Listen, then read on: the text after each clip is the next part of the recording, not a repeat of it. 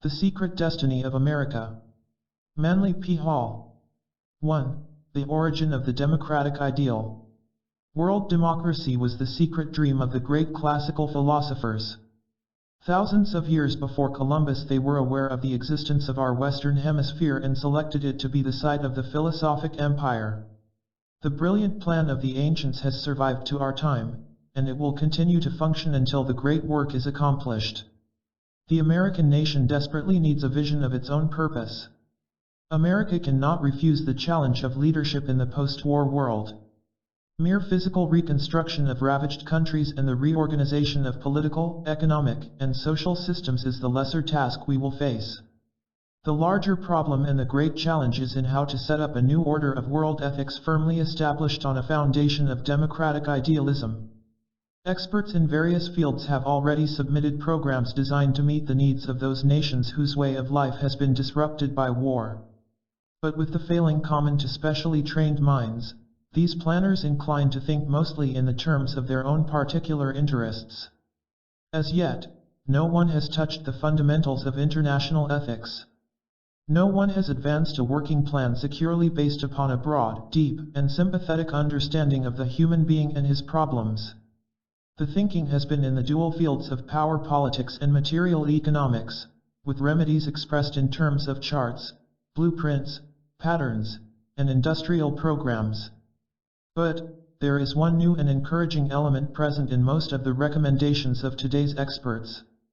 They are recognizing the necessity of conceiving the world as one interdependent structure. Yet, even as they recognize the need for a unity of human interests, their recommendations are for the perpetuation of highly competitive economic policies, which, if they are consistently applied, must lead in the end to war and discord. It is not an easy task to unite the efforts of the human race toward the accomplishment of any common good. Mankind in the majority is selfish, provincial in attitude, and concerned primarily with personal success in acquiring creature comforts. It will not be possible to build an enduring peace until the average man has been convinced that personal selfishness is detrimental to personal happiness and personal success. It must be shown that self-seeking has gone out of fashion, and that the world is moving on to a larger conception of living. The post-war planners have more of idealism in their programs than has ever before been expressed in the problem of the relationships of nations. But it still is not enough. A clear and complete statement of a world purpose is required, a world dream great enough to inspire unity of world effort. These are the days of America's opportunity to lead a still troubled mankind toward a better way of life. If we meet this challenge, we will ensure not only survival of our nation for centuries to come, but we shall gain the enduring gratitude of our fellow men, and Americans will be remembered to the end of time as a great enlightened people. It is not enough that we solve particular problems. We must solve the very cause of problem itself. Wars, depressions, crime, dictators, and their oppressions are the symptoms giving clear indication of a greater ailment. To examine each problem solely in terms of the problem itself, without recognition of its true relationship to a larger and more universal necessity, is to fail in the broader implications of an enduring peace and prosperity. Experience should have taught us long ago that policies which have originated from material considerations and attitudes have proved inadequate. The whole story of civilization and the records of history tell us that all such adjustments hold no hope of lasting peace or security. But here we are again preparing ourselves to be satisfied with temporary solutions for permanent problems. The recognition is long overdue that we oversimplify the problem of world peace when we think that process is one of breaking the task down for examination of its materialistic parts, and then hopefully devising an applicable remedy for each of these. The physical conditions of human existence are not the whole of the human problem. We could adjust all material considerations to the point of supremest equity, and yet accomplish virtually nothing solutional. The greatest of known problems is the human problem. And not until all-embracing examination is made into every phase of human needs can there be an adequate reconstruction policy for a post-war world. That man is physical is obvious, but he is also mental and emotional, he is spiritual, and he has a soul. These latter factors are not so obvious. What to do about them is not so easy, for they are difficult to understand, and even more difficult to classify and reduce to a working pattern.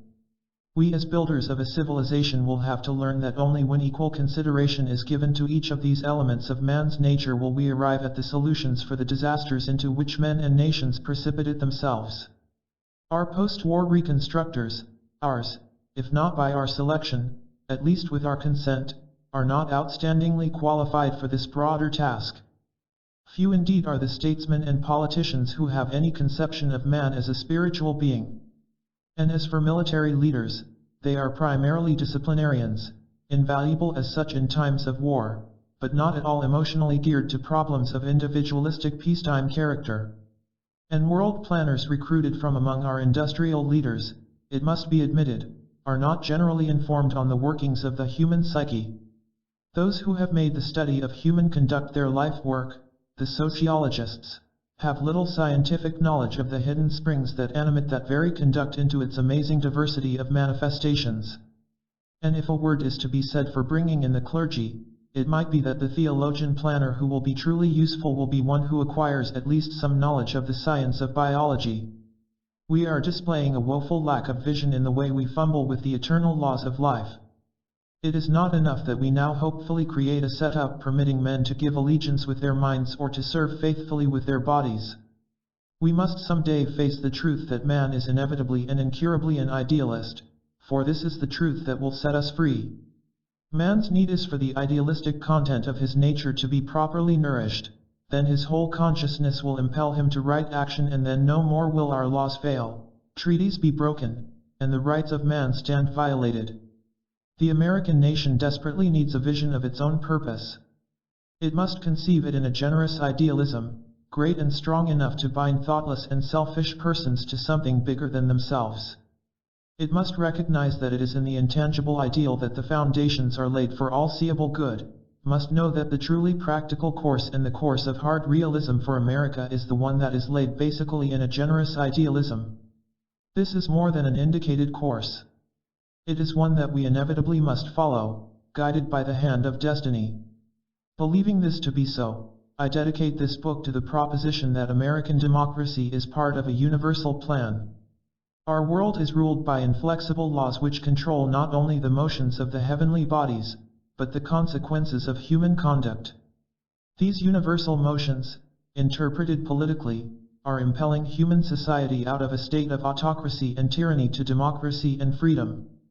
This motion is inevitable, for the growth of humans is a gradual development of mind over matter, and the motion itself represents the natural and reasonable unfoldment of the potentials within human character. Those who attempt to resist this motion destroy themselves. To cooperate with this motion, and to assist nature in every possible way to the accomplishment of its inevitable purpose, is to survive.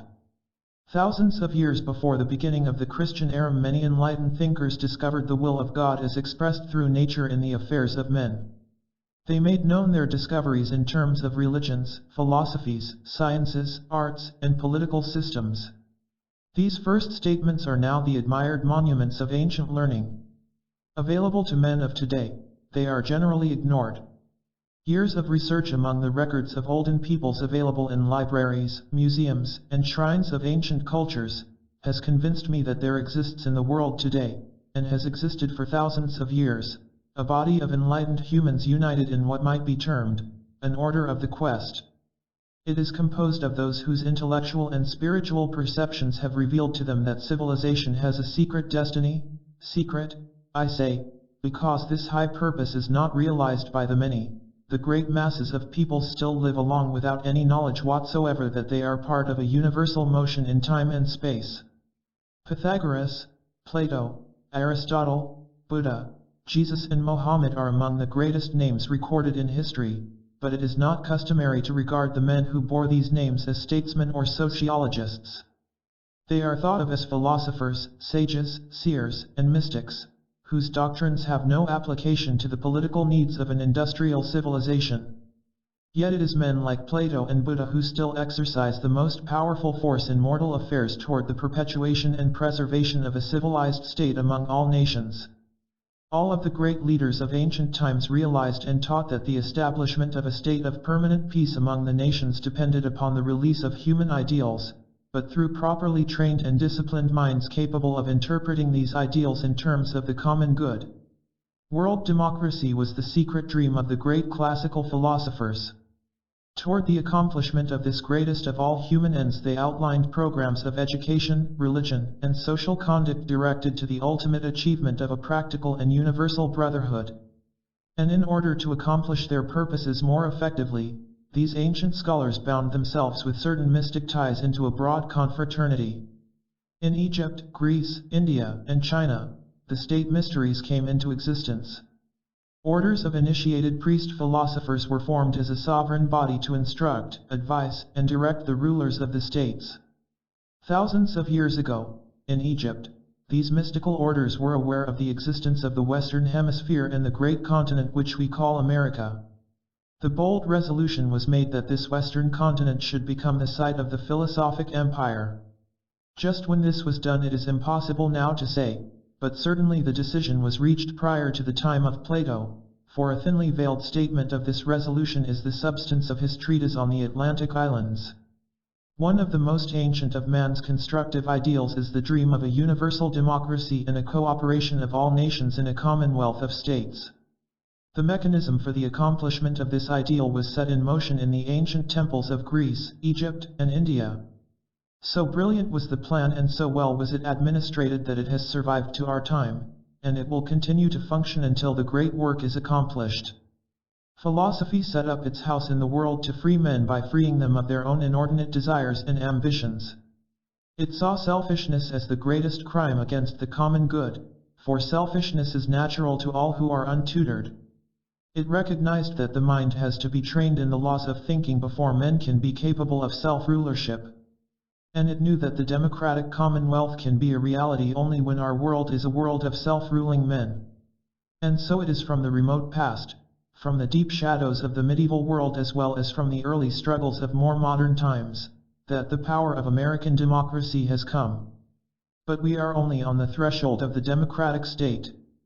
Not only must we preserve that which we have gained through ages of striving, we must also perfect the plan of the ages, setting up here the machinery for a world brotherhood of nations and races. This is our duty, and our glorious opportunity. It seems to me that the basic plan for the post-war world should be one solidly founded in this great dream of universal brotherhood. It is not enough to work on the problem solely in terms of politics and industry. The formula must express a broad idealism, one which appeals to the finest intuitions of man, and one universally understandable by all who have lived, dreamed, and suffered on this mortal sphere. 2. The world's first democrat. The leader who had the first social consciousness in the administration of a nation was a pharaoh of Egypt, Akhenaten. Born several thousand years too soon, he was the first realist in democracy, the first humanitarian, the first internationalist. He saw that the duty of the ruler is to protect for all the right to live well, to think, to dream, to hope, and to aspire. For his dream of the brotherhood of man he cheerfully gave his life. Man has passed out of the state of savagery and become a civilized creature with the development of social consciousness. Civilization is a collective state. In our collective type of life the isolationist is a detriment to himself and a menace to all others. There is a great difference between isolationism and intellectualism. Development of the mind releases the individual from mob psychology, but it does not set him apart from the common responsibilities of his kind. A true thinker becomes a force for good within the group life. If his intellectual powers lure him away from the practical problems and values of his world, he can no longer make his contribution to the social unity. Political reforms are not accomplished by the people, but through the people. Behind all collective progress stands the enlightened individual's leadership. His superiority does not free him from common responsibility, his is the obligation to assume the greater burden of directing his vision to the well-being of all his people. Let us see how this works. We'll go far back to ancient times. Akhenaten, Pharaoh of Egypt, throned under the title Amenhotep IV, is often referred to as the first civilized human being. While this may not be literally true, he was definitely the first man in recorded history to exemplify social consciousness in the administration of a great nation. Akhenaten, the beloved child of the Aten, was born at Thebes about 1388 BC. Like most of the princes of his house, he was extremely delicate as a child, and it was feared that he would not live to reach the throne. As the last of his line, the dynasty would end with him if he died without issue. For this reason he was married in his 12th year to a 10-year-old Egyptian girl of noble birth, named Nefertiti. During the childhood of the young king, the queen mother, Tai, ruled as regent of the Double Empire. She is believed to have been of Syrian origin, which would account for the many strange and un-Egyptian ideas in religion, government, and art which were developed during the reign of Akhenaten. Queen Tai, brilliant and capable, had recognized before her son reached his majority that in him were qualities more divine than human. The son became the actual ruler of his country in his 18th year. His reign extended for 17 years. Akhenaten had been ruler of Egypt only about 2 years when he opposed his will to the priesthood of Amen-Ra. By attacking the oldest and most firmly established of all Egyptian institutions, the young pharaoh created legions of enemies and brought down upon himself the wrath of the religion of the state. He could scarcely have chosen a surer way of complicating the problems of his life. In the midst of this conflict he proclaimed a new spiritual dispensation, and to escape his enemies built a new capital city, 160 miles up the Nile from Cairo. His new faith was Atonism, and he named his city Akhenaten, the horizon of the Aten, and dedicated the city with these words, "Yet behold the city of the horizon of Aten, which the Aten has desired me to make for him as a monument, in the great name of my majesty forever. For it was Aten, my father, that brought me to this city of the horizon." As high priest of his new religion, Amenhotep IV changed his name to Akhenaten, because the older name included the word Amen, whose faith he had rejected. Charles F. Potter, in his History of Religion, says of Akhenaten that he was the first pacifist, the first realist, the first monotheist, the first democrat, the first heretic, the first humanitarian, the first internationalist, and the first person known to attempt to found a religion. He was born out of due time, several thousand years too soon. From his 26th year to his 31st year, Akhenaten devoted his life to the perfection of his mystical doctrine in the city which he had built for the ever-living God. Here he taught the mystery of the Divine Father, and wrote the simple and beautiful poems which have endured and survived time. To Akhenaten, God was not a mighty warrior ruling over Egypt, speaking through the oracles of his priests. He was not a supreme being flying through the air in a war chariot leading armies of destruction. Aten was the gentle father who loved all his children, of every race and nation, and desired for them that they should live together in peace and comradeship. Even more, God, the Aten, had created all the lesser creatures, whether birds that nested in the papyrus reeds along the banks of the Nile, or dragonflies with many-colored wings that hovered over quiet pools in the lotus blooms. The Aten was the father of all beasts, and fishes, and flowers, and insects. He had fashioned them in his wisdom and preserved them with his love and tenderness. Akhenaten, seated in the garden of his palace, spent many hours watching the flight of birds and listening to the voices of little creatures. He tells us that he found the Aten in all of them, and that his heart went out to them, and he gave thanks for the goodness in everything that lived. This was a pharaoh who traveled alone through the countryside, meeting the peasants, conversing with slaves, and sharing the simple food of the poor. To the most ignorant man he listened with profound respect, for in each of his subjects he sought and found the life of the Aten. He saw the universal God shining through the eyes of little children, beheld the beauty of the Aten in the bodies of the men who worked in the fields. He could not understand why others did not see God in everything, as he did. Like most of the great religious leaders, Akhenaten accepted the social problem of life as part of religion. He could not accept the inequalities of birth, wealth, or physical estate as a justification for men persecuting each other or exploiting one another. He saw every living thing having a divine right, a right to live well, to think, to dream, to hope, and to aspire. He saw it the duty of the ruler to protect this beauty in the hearts of his people, to nourish it, and to give every possible opportunity for its expression and perfection. Religious intolerance was impossible among those who worshipped the Aten, and there was no room for political intolerance in a world governed by the laws of brotherly love. Each man became the protector and comforter of all other men, cherishing the dreams of others equally with his own. In his personal life, Akhenaten emerges as the first man in history to bring dignity and gentle beauty to the management of his home. He was the father of 7 daughters, to whom he was completely devoted, and in his speeches and public pronouncements he always referred to Queen Nefertiti as "my beloved wife." It was usual for the pharaohs to cause themselves to be depicted in great stone carvings upon the walls of their palaces. They were represented as majestic figures, crowned and sceptered. They were shown either seated on their thrones or wielding their weapons against their foes. Akhenaten was the only pharaoh in the history of Egypt who chose to be depicted with his arm about his wife, with his little daughters playing about and seated on his lap. As with the passing years the health of the pharaoh grew worse, the opposition of the priesthood of Amun-Ra grew greater, and his reign was complicated by invasions by the Hittite nations.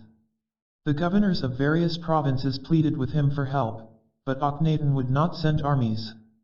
The dreamer king saw his lands pillaged and his cities conquered, but he would not kill his enemies. They, too, were children of the Aten. Akhenaten died in his 36th year, at the altar of the Aten in the temple of the faith he had created. When his mummy case was found, the following prayer to the Aten was discovered inscribed on golden foil beneath his feet. I breathe the sweet breath which comes forth from thy mouth. I behold thy beauty every day, give me thy hands, holding thy spirit, that I may receive it and may be lifted by it. Call thou upon my name unto eternity, and it shall never fail. In the words of the great Egyptologist, Professor Breasted, there died with him such a spirit as the world had never seen before. Akhenaten was the first man in history who dared to dream of the brotherhood of men, and he cheerfully gave his life and his empire for that dream. He is indeed the beautiful child of the living Aten, whose name shall live forever and ever. 3. Westward ocean travel to the earthly paradise.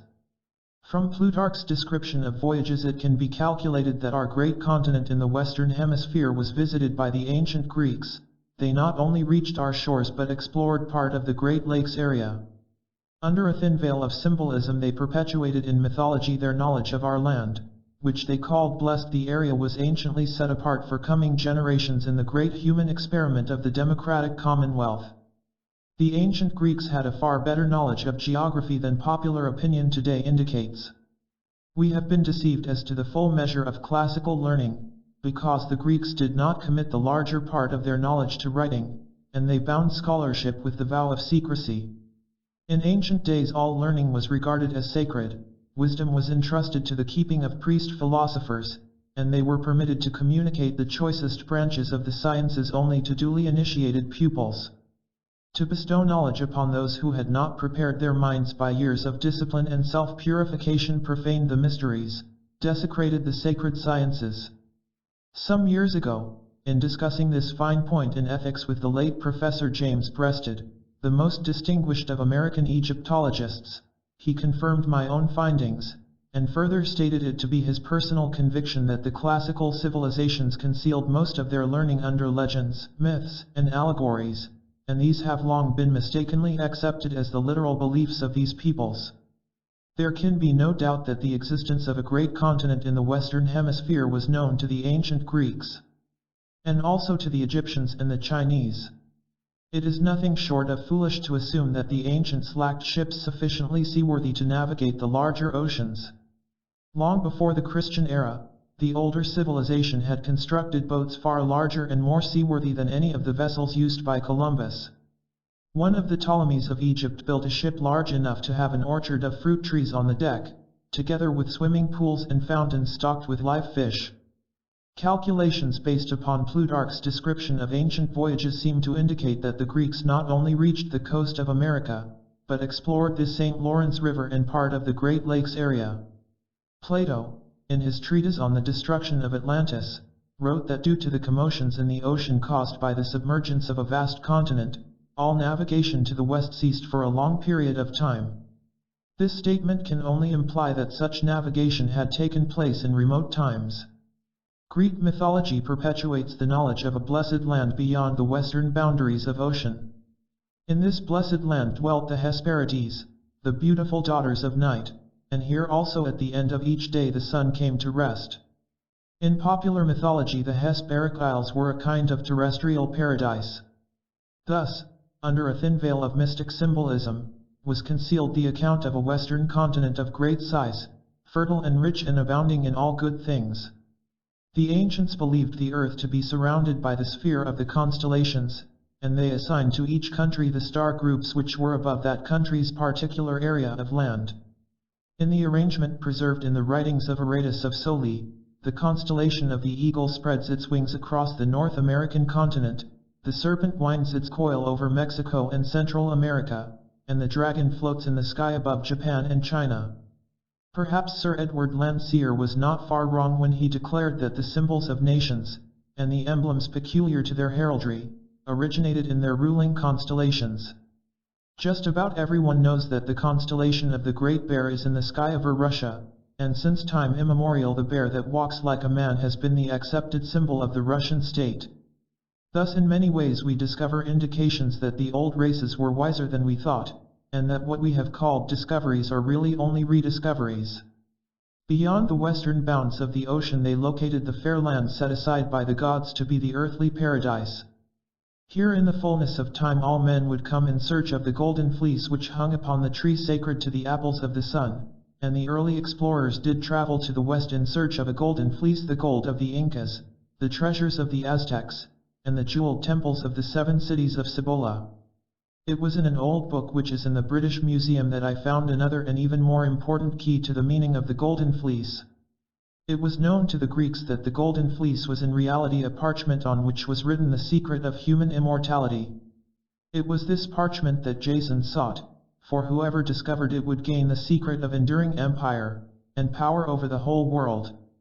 We have now in America, enshrined in the Congressional Library, a golden fleece, the American Declaration of Independence, written on the skin of an animal and preserved as the magic formula of human hope. Those who understand it and can use wisely the import of its writings are possessed of the secret of the immortality of human society. The curious fortunes of war brought another golden fleece from across the sea, and it is now preserved together with our own. This second parchment is the Magna Carta, the English Bill of Human Rights, which was the inspiration behind our American Declaration of Independence. These two immortal documents together form the Declaration of the Rights of Man and are the basic texts of modern democracy. By the wisdom then of those gods who are eternally vigilant over the needs of man, the blessed lands of the West were set apart, for none of the great civilizations of the past rose in North America to overshadow the continent with the ruins of old tradition, or to set up the corruptions of old administrative policy. Foreign nations came to this continent in times long ago, but they formed no permanent settlements nor attempted any program of colonization. And so the soil was not impoverished by thousands of years of intensive cultivation, nor were the natural resources ravished to supply the substance to maintain endless wars and ageless feuds. It was the rise of the democratic dream in Europe that supplied the beginning of Western civilization. Those in search of a promised land turned to the West.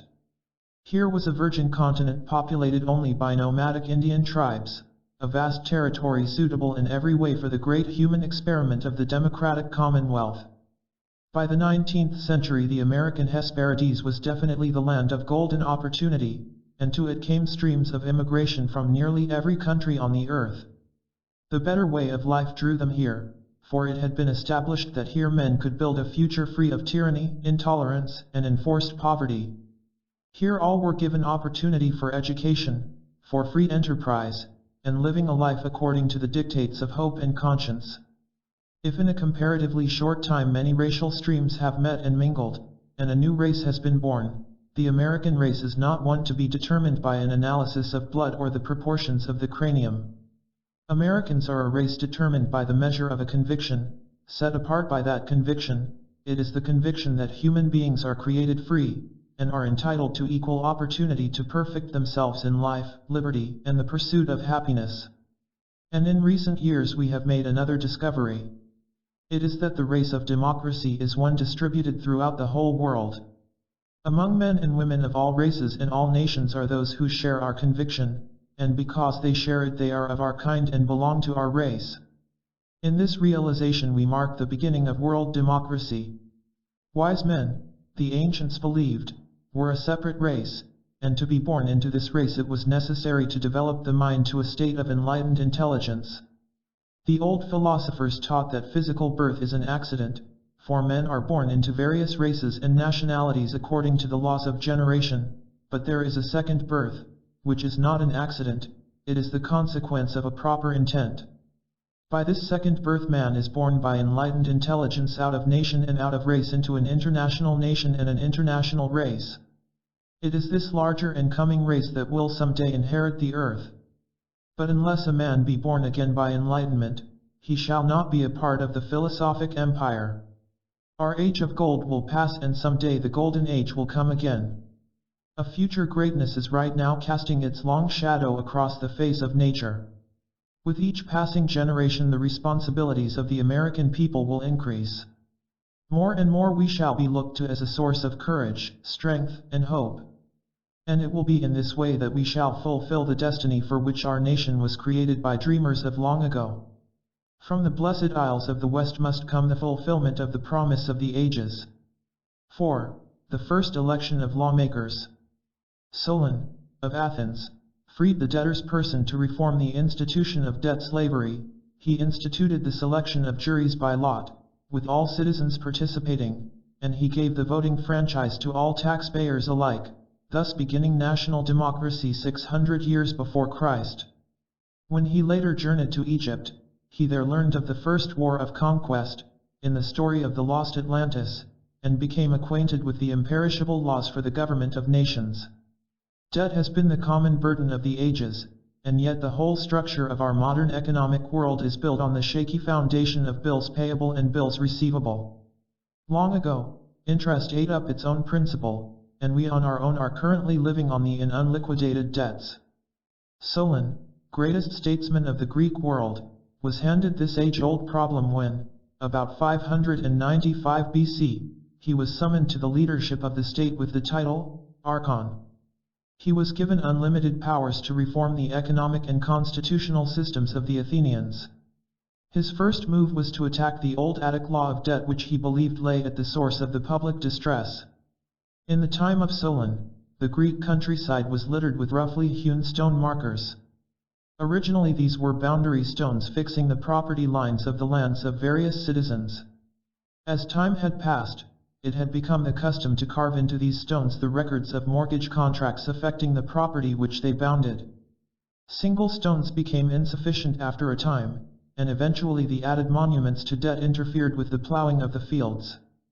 Solen, investigating the tragedy of the mortgage monument, made several interesting discoveries that were to change the course of human economics.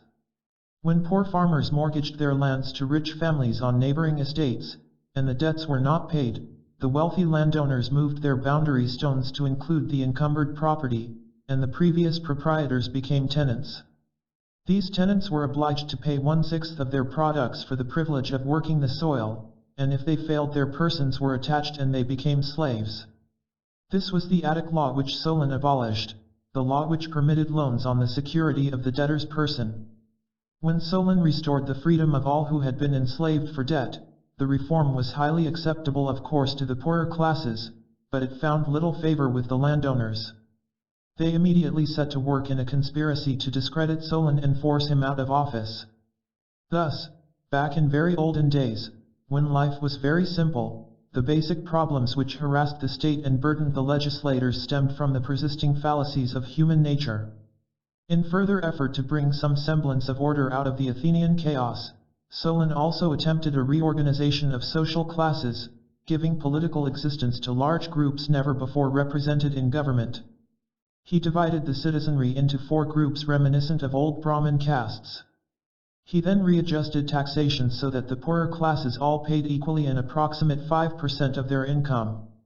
Equalizing the tax burden according to individual means paved the way for an equality of representation in the governing body.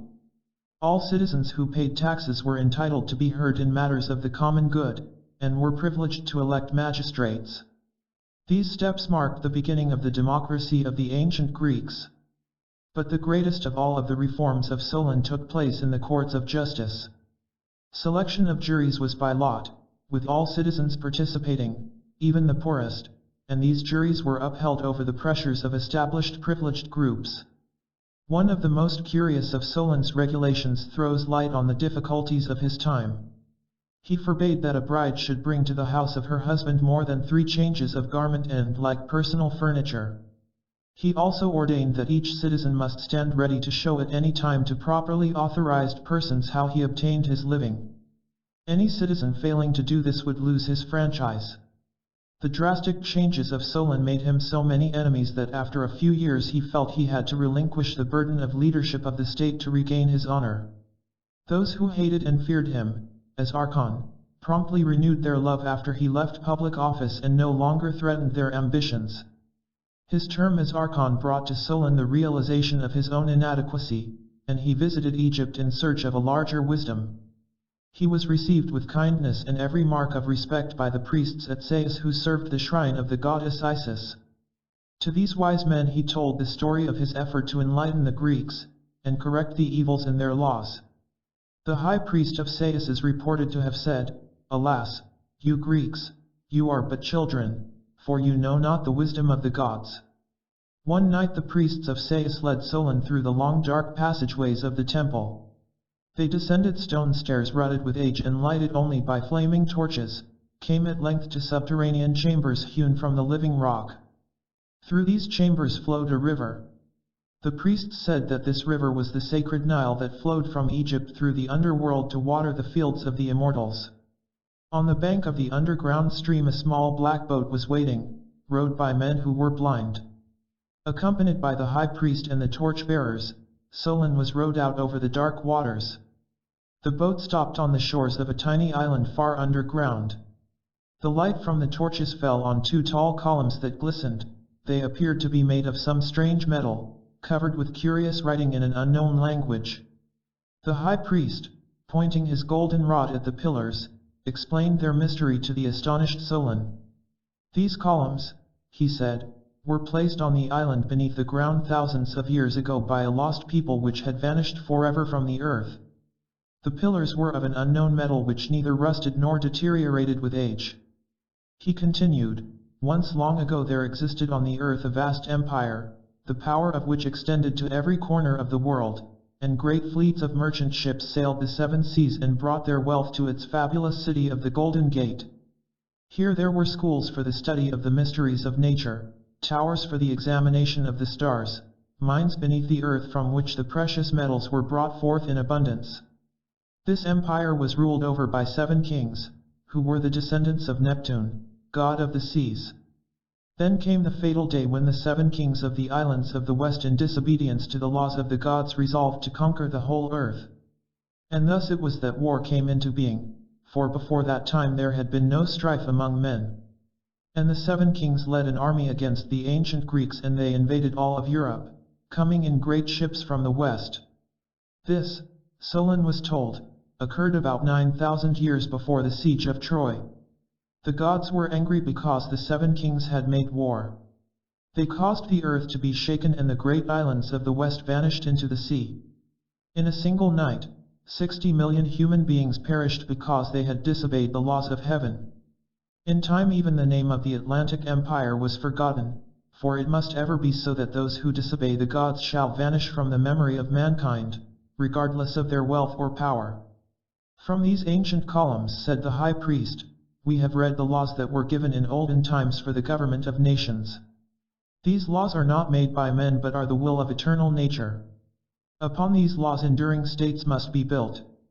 To depart from these laws is to die. So perished the nations of the elder world. When Solen returned to Greece it was his intention to take the story of the Atlantic Empire and develop it into a great epic poem, but the infirmity of years and the responsibilities of the state interfered. Instead, Solen told the story in the fullest detail to his close friend, Dropes, who in turn recited it to his son, Critias. In his 90th year, Critias communicated the narrative to his grandson of the same name who later became a disciple of Socrates. It is in this way that the story of the lost Atlantis came finally to be incorporated in the Platonic dialogues as part of a conversation between the younger Critias and his master Socrates. The dialogue itself was named the Critias. 5. The Ancient League of Nations. A description of the lost Atlantis was written by Plato. It introduces the league formed by the 10 benevolent kings who ruled over the lesser nations in the 3 great continents of Europe, Asia, and Africa, and who bound themselves by oath to obey the divine laws of enduring empire. This was the philosophic democracy, with all men having the right to become wise through self-discipline and self-improvement, thus achieving the only aristocracy recognized by natural law. The Atlantis story continues to the later decision of the kings to use their united power to enslave all the peoples of the earth, and the consequent destruction of Atlantis by earthquake and fire. Interpreted politically, it is the story of the breaking up of the ideal pattern of government. The destruction of Atlantis, as described by Plato in the Critias, can be interpreted as a political fable. The tradition of the lost empire as descended from Solen was enlarged and embellished according to the formulas of the Orphic theology, but it does not follow necessarily that Plato intended to disparage the idea that a lost continent had actually existed west of Europe. Plato was a philosopher. He saw in the account of the fall of Atlantis an admirable opportunity to summarize his convictions concerning government and politics. The Critias first describes the blessed state of the Atlantean people under the benevolent rulership of 10 kings who were bound together in a league. These kings were monarchs over 7 islands and 3 great continents. From the fable we can infer that the 10 rulers of the Atlantic League were philosopher kings, endowed with all virtues and wise guardians of the public good.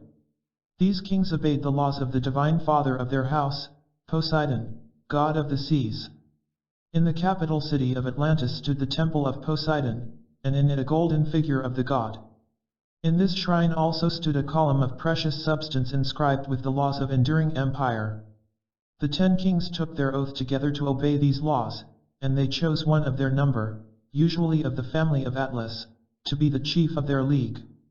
It was written on the column of the law that the 10 kings of Atlantis should not take up arms against each other, for any reason. If one of them should break this law, the other 9 were to unite against him to preserve the peace.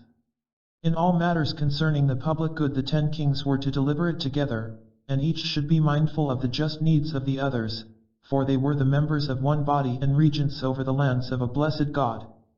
The kings had not the power of life or death over any of their subjects except with the consent of the majority of the 10, and each was responsible to the whole league for his conduct in the administration of his own state.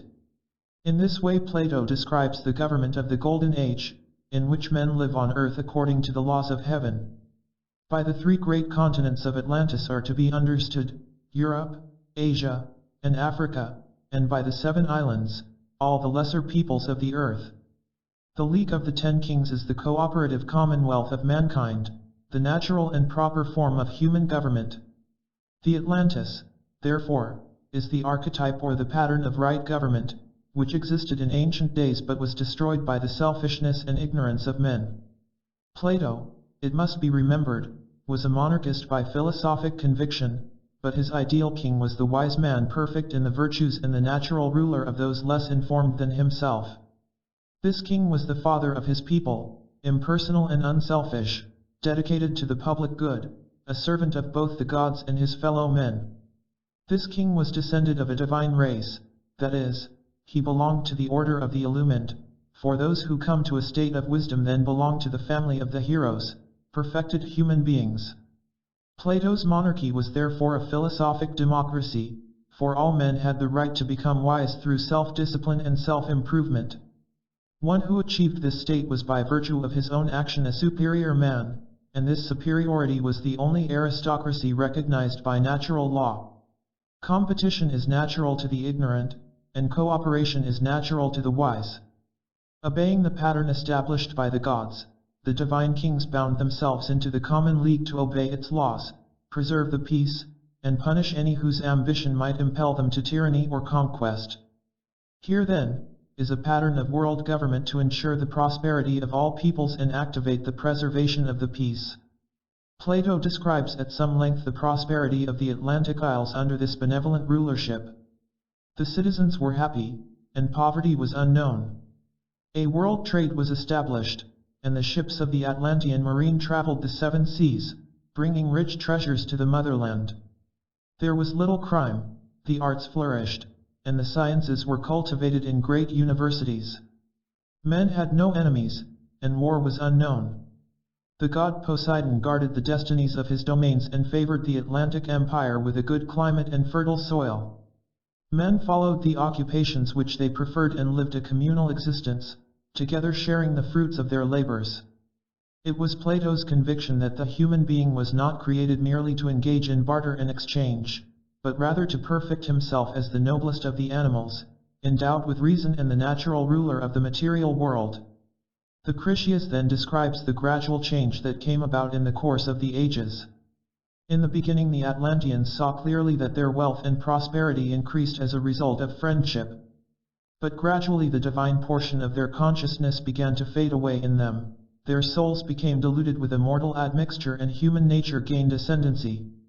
They became unseemly and lost those spiritual virtues which were the fairest of their precious gifts. It is the story of how man departed from the perfect pattern of his conduct, and in the end denied the very truths which were the foundations of his strength. With the loss of his spiritual perception, material ambitions increased, and the desire for conquest was born. Men yearned after that which they had not earned, and gazed with covetous eyes upon the goods of others. The rulers of the state were corrupted by the common evil, the 10 kings were no longer friends, they no longer conferred together in the temple of Poseidon to decide all matters under the common oath. Thus was the great league dissolved by selfishness and ambition. It was then that war came into being, and with it tyranny and oppression, and despotism, and the exploitation of peoples. At last the kings of Atlantis decided to use their common power to enslave all the peoples of the earth. They gathered a vast army and attacked Europe from the sea, even going so far as to besiege the Athenian states. And so they broke the law of the gods, for the 12 deities had so divided the earth that to each race and nation was given its proper part. Zeus, father of the gods, who carries in his hand the thunderbolts of divine retribution, perceived the evil of the time, and resolved to punish the arrogance of the Atlanteans. But even Olympus is a commonwealth, and the other 11 gods were summoned to the council hall of the immortals. When all the gods had assembled in conference, Zeus arose among them and addressed them thus. It is with this line that Plato's story of Atlantis ends, and the words of Zeus remain unknown. But the results of the conference are not left in doubt. Zeus hurled his thunderbolts against the empire of the sea, shaking it with earthquakes and then destroying it by horrible combustion. The only records that remained were in vague traditions and 2 columns set up under the temple at Sais. The destruction of Atlantis can be interpreted politically as the breaking up of the ideal pattern of government.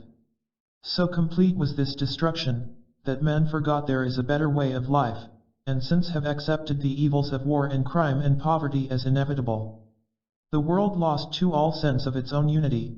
Each man's hand was thereafter raised against his neighbor. The perfect state disappeared under a deluge of politics. The priests of Poseidon gave way to the priesthood of Mammon. Plato's political vision was for the restoration of the empire of the Golden Age. The old ways of the gods must be restored, he was convinced, if human beings are to be preserved from the corruptions which they have brought upon themselves.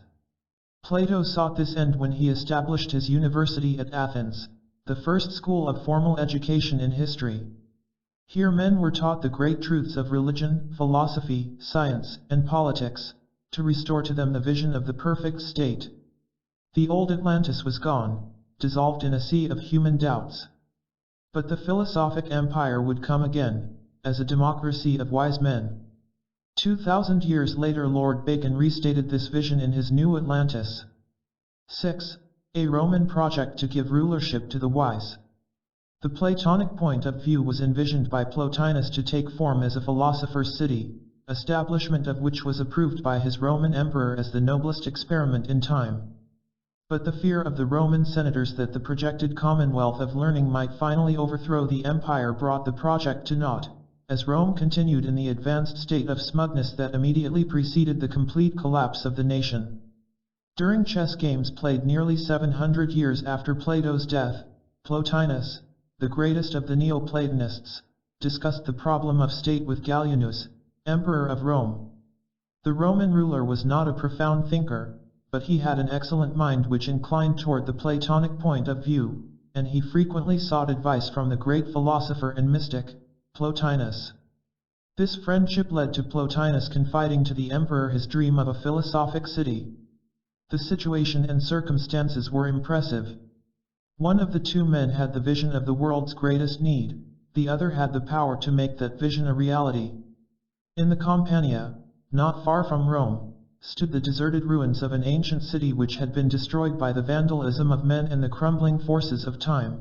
Plotinus asked that this become the site of a habitation for the learned, that here with funds raised from both public and private sources a noble community be built, to be ruled over by the laws set forth in the writings of Plato, and to honor the great man the city should be called Platonopolis. Plotinus pointed out that such a project would not only bring honor to the wise but would confer immortality upon the name of the emperor, lasting dignity upon the whole of the Roman Empire. Gallienus came to favor the project as the noblest experiment in time.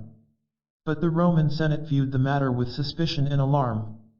To them it would be a serious misfortune for the aristocracy of wealth to be challenged by the aristocracy of learning. The philosopher's city might finally overthrow the empire. Always, philosophers had been especially troublesome to the smug, and Rome was in the advanced state of smugness that immediately preceded the complete collapse of the entire empire. So Gallienus had to discover that emperors were not all powerful. He was quietly informed by representatives of powerful and aristocratic families that if he continued to entertain seriously the dream of a philosopher's city, it would be necessary to find as his successor a ruler with a more practical turn of mind. Plotinus and the emperor continued to play chess and conversationally build philosophic cities in the privacy of the royal apartments, and Rome continued on its headlong flight toward oblivion. Excepting only recent years, this is the one time in history when a serious attempt was made to give wisdom a place in the temporal plan of living. Wise men are naturally endowed with the qualities of rulership, but they have had little if any voice in the rulership of the world. Their voices have been heard only after the men themselves were dead. Plato lives thus today, and his words have a greater vitality in this century than they did in his time in ancient Athens.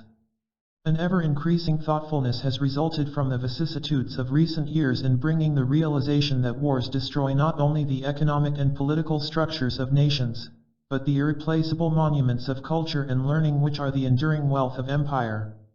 Great libraries are reduced to smoldering rubble by the engines of modern warfare, the art treasures of 5,000 years vanish in the smoke of battle, and ruthless pillaging and wanton mutilation are the inevitable accompaniment of military aggressions.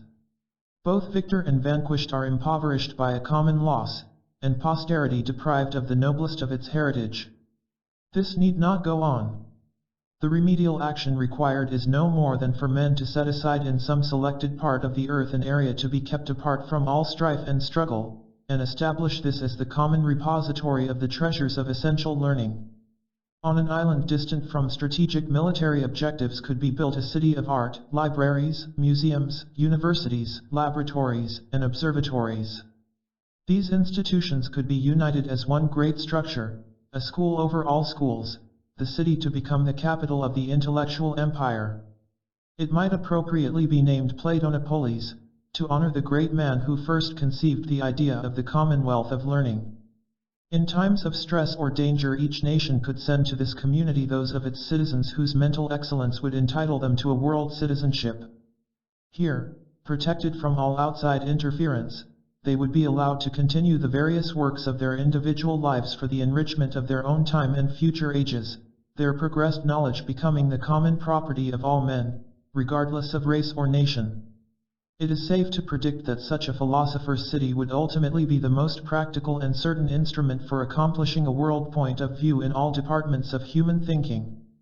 The international nation, the dream of the future which has been inspired by the terror of modern warfare, would have its natural beginning in a union of superior intellects. Art knows no race, music is a common denominator, biology and physics are served by explorers into the furthermost and innermost secrets of nature. When we recognize that the poet, the scholar, and the savant are indeed a race inhabiting the suburbs of a superior world, that they are the noblest of our creatures, we can know that we honor ourselves most by honoring them. Here lies the solution to the great educational reforms so necessary at this time. We cannot hope to build a nobility of man upon the sterility of a narrow, competitive, materialistic educational policy. The ignorance of man has been his undoing. Only wisdom can restore him to his divine estate. The religious motion in the modern world is away from theology and all the artificial limitations set up by creeds and dogmas. To meet the ever-increasing dissatisfaction, there must be a new vision concerning the substance of spiritual truth. The religion of the future will include within its own structure the best of science, art, literature, politics, and sociology.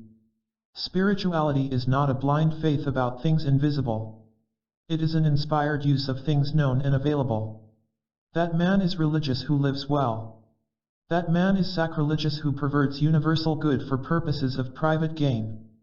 The abstract parts of religion are useful only to the degree that they justify and prove the moral virtues.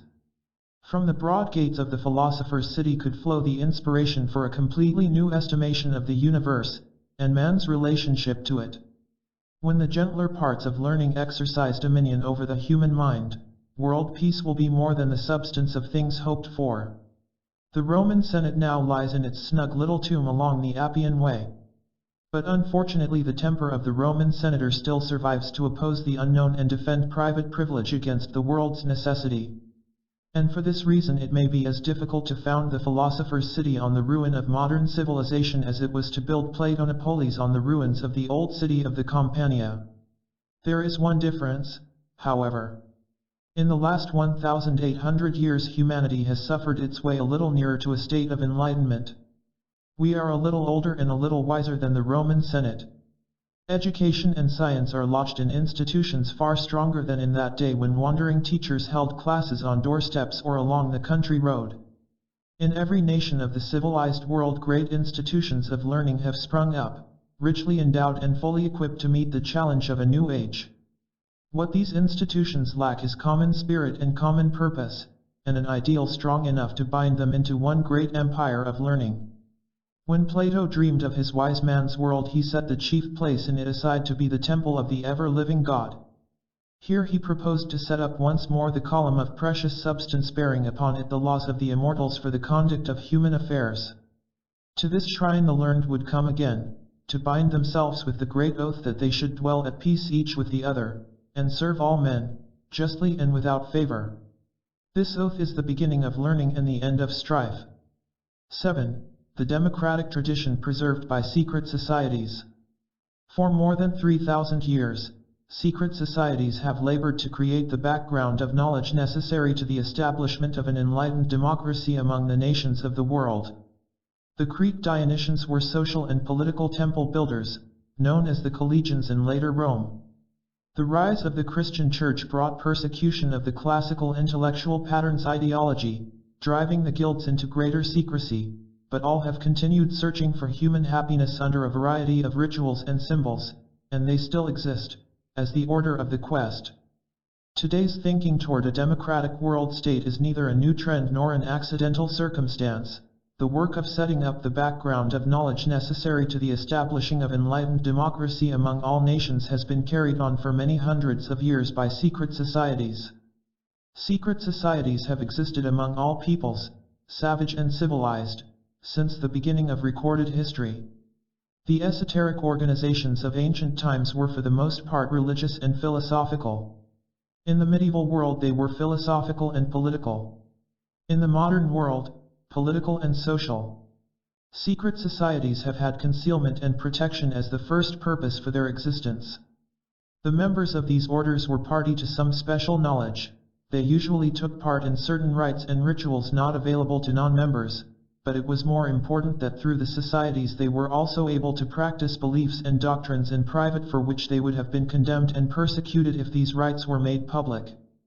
A second purpose for secret societies was to create a mechanism for the perpetuation from generation to generation of policies, principles, or systems of learning, confined to a limited group of selected and initiated persons. Primitive secret orders exist among African tribes, among the Eskimo, and throughout the East Indies and Northern Asia. The American Indian, the Chinese, Hindus, and Arabs have elaborate religious and fraternal organizations. In most cases these secret orders are benevolent and the members are bound together by obligations of mutual helpfulness and the service of the public good. It is beyond question that the secret societies of all ages have exercised a considerable degree of political influence, usually directed against despotism, intolerance, and religious fanaticism. The order of the Dionysian artificers originated among the Greeks and Syrians at some remote time before 1500 BC. It was composed originally of skilled craftsmen, banded together in a guild to perpetuate the secrets of their crafts. Gradually the science of architecture took precedence and dominated the policies of the society. According to legend, when Solomon, king of Israel, resolved to build his temple according to the will of his father, David, he sent to Tyre and engaged the services of a cunning workman, Hiram Abiff, a master of the Dionysian artificers. The members of this society held the exclusive right throughout the Greek states of designing the temples of the gods, the houses of government, the theaters of Dionysius and the buildings used for the public games. It is certain that the Dionysians practiced secret rites and worshipped the gods under geometric symbolism, and that they possessed a body of lore which included mathematical secrets of proportion and design, certain knowledge concerning universal dynamics, and a philosophical, religious, moral, and political conviction concerning the perfecting of human society. They referred to ignorant and uncultured humans as a rough ashlar, that is, an uncut stone as it comes from the quarry, unsuited to the purposes of building. Through the refinement which resulted from self-discipline and an addiction to the divine arts, man perfected himself, becoming square, upright, and true, thus forming the true ashlar, or the cut stone which could fit with others into a pattern of masonry. In their secret work the Dionysians thus were social and political temple builders, and the temple upon which they labored was the living temple of the living God, built of stone made ready before it was brought thither, so that there was neither hammer nor axe nor any tool of iron heard in the house while it was in the building. This temple was human society perfected, and each enlightened and perfected human being was a true stone for its building. As Grecian culture reached Rome, the Latins formed their own Dionysian society and named it the Collegia. The greatest of the collegians was an architect, Vitruvius, sometimes called the father of modern architecture. A man of vast learning, he was responsible for the superior sanitation of Rome and the great aqueducts which still border the Appian Way. While the Collegia of the Romans was less philosophical than was the Grecian society, because of the different temper of the Latin people, it exercised considerable social power and perpetuated the substance of the old belief. The rise of the Christian Church broke up the intellectual pattern of the classical pagan world. By persecution of this pattern's ideologies it drove the secret societies into greater secrecy. The pagan intellectuals then reclothed their original ideas in a garment of Christian phraseology, but bestowed the keys of the symbolism only upon those duly initiated and bound to secrecy by their vows. Part of the Dionysian movement migrated eastward to build the empire of Islam with each stone and mosque and palace bearing the mark of the master masons. Later the migration continued as far as India, where these same marks are to be seen on the monuments of the Mughal dynasty. In early development of Europe the Dionysians became the guild of the cathedral builders. They signed each stone with the secret symbols of their cult, and into the intricate carvings of church and chapel they worked the old pagan figures and designs. Many guilds sprang up, binding skilled craftsmen in confraternities of arts and crafts and trades. Architecture remained the chosen instrument for the perpetuation of the great design, the building of the perfect world.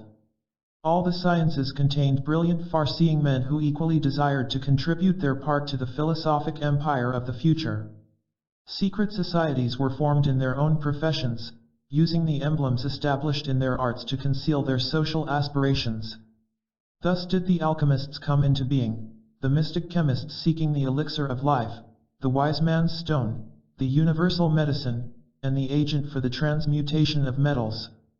The elixir of life is truth itself, the preserver of all things.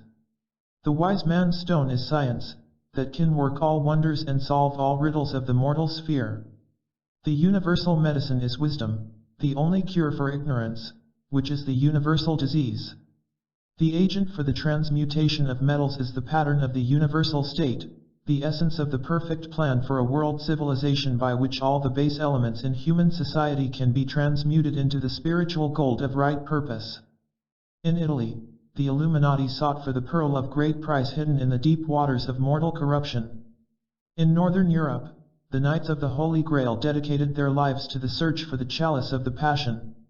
Christian and Jewish Kabbalists pondered the letters of the Scriptures to find the secret of the crown of splendors, and the Rosicrucians in their hidden houses used the Rose of Sharon as the symbol of brotherly love, a simple rearrangement of the letters ROSE becoming Eros, the Greek god of love, Eros. All these groups belong to what is called the Order of the Quest. All were searching for one and the same thing under a variety of rituals and symbols. That one thing was a perfected social order, Plato's commonwealth, the government of the philosopher king. To this end each consecrated its life and knowledge, exploring ever further into the secrets of nature to discover the greatest secret of all, the secret of human happiness. We are indebted to these brothers of the quest for our sciences, arts, and crafts of today. They were the discoverers, they were the astronomers, scientists, physicians, mathematicians, and artists whose works we treasure but whose dreams we have ignored. They gave knowledge to the world to make men happy. We have used their knowledge to make a few men rich. We have perverted their skill, desecrated their dreams, and profaned their mysticism. But the knowledge they have given us is available to be used in a nobler way, and someday we shall awaken to our responsibility with the realization that it is our common duty to restore the dignity of learning and dedicate unselfishly to the human need. About the middle of the 17th century, Sir Elias Ashmole, patron of the liberal arts and founder of the Ashmolean Museum at Oxford, was initiated into the Guild of the Operative Freemasons of London, the first non-craftsman to be permitted membership. From that time on, the entire pattern of the guilds was changed, and speculative masonry came to dominate the older form of the craft, and the intellect builder came into his own. One veil of the old symbolism was lifted, to reveal in full clarity that the guilds were dedicated to a program social and political. In this way the old dream of the philosophic empire descended from the ancient world to modern time. Secret societies still exist, and regardless of the intemperance of the times, they will continue to flourish until the quest is complete. For more than 3,000 years, secret societies have labored to create the background of knowledge necessary to the establishment of an enlightened democracy among the nations of the world. 8. A new identity for Christopher Columbus. Many scholars were fully aware of the global form of the earth in the time of Columbus, who, according to early historians, state documents, and his own son, was not an Italian of humble station and uneducated but was a Greek prince with an excellent classical education. It was from a Greek port that he sailed on the celebrated voyage of discovery. He was accompanied by a mysterious stranger, which has suggested that Columbus was an agent of the Society of Unknown Philosophers. The pattern of the democratic ideal was beginning to assert itself over the tyranny of decadent aristocracy. A new world was necessary for a new idea. When it was necessary, it was discovered. Note: the University of Barcelona has pronounced genuine a document discovered by an Italian archaeologist in 1929. It records that the treasurer of Spain counseled Colon to represent himself as Christophorans in demanding aid from the King of Spain, and states emphatically that Admiral Colon was not the same man as Cristoforo Colombo, son of Domenico and Susanna Fontanarosa, who lived in Genoa. As stated earlier, there can be little doubt that the Greeks were aware of the existence of the American continent long before the beginning of the Christian era. If information is not general on that point, it is equally surprising how little is known about the man Christopher Columbus, who is accredited with the discovery of the New World. The date of his birth is unrecorded, and 20 cities claim Columbus as a native.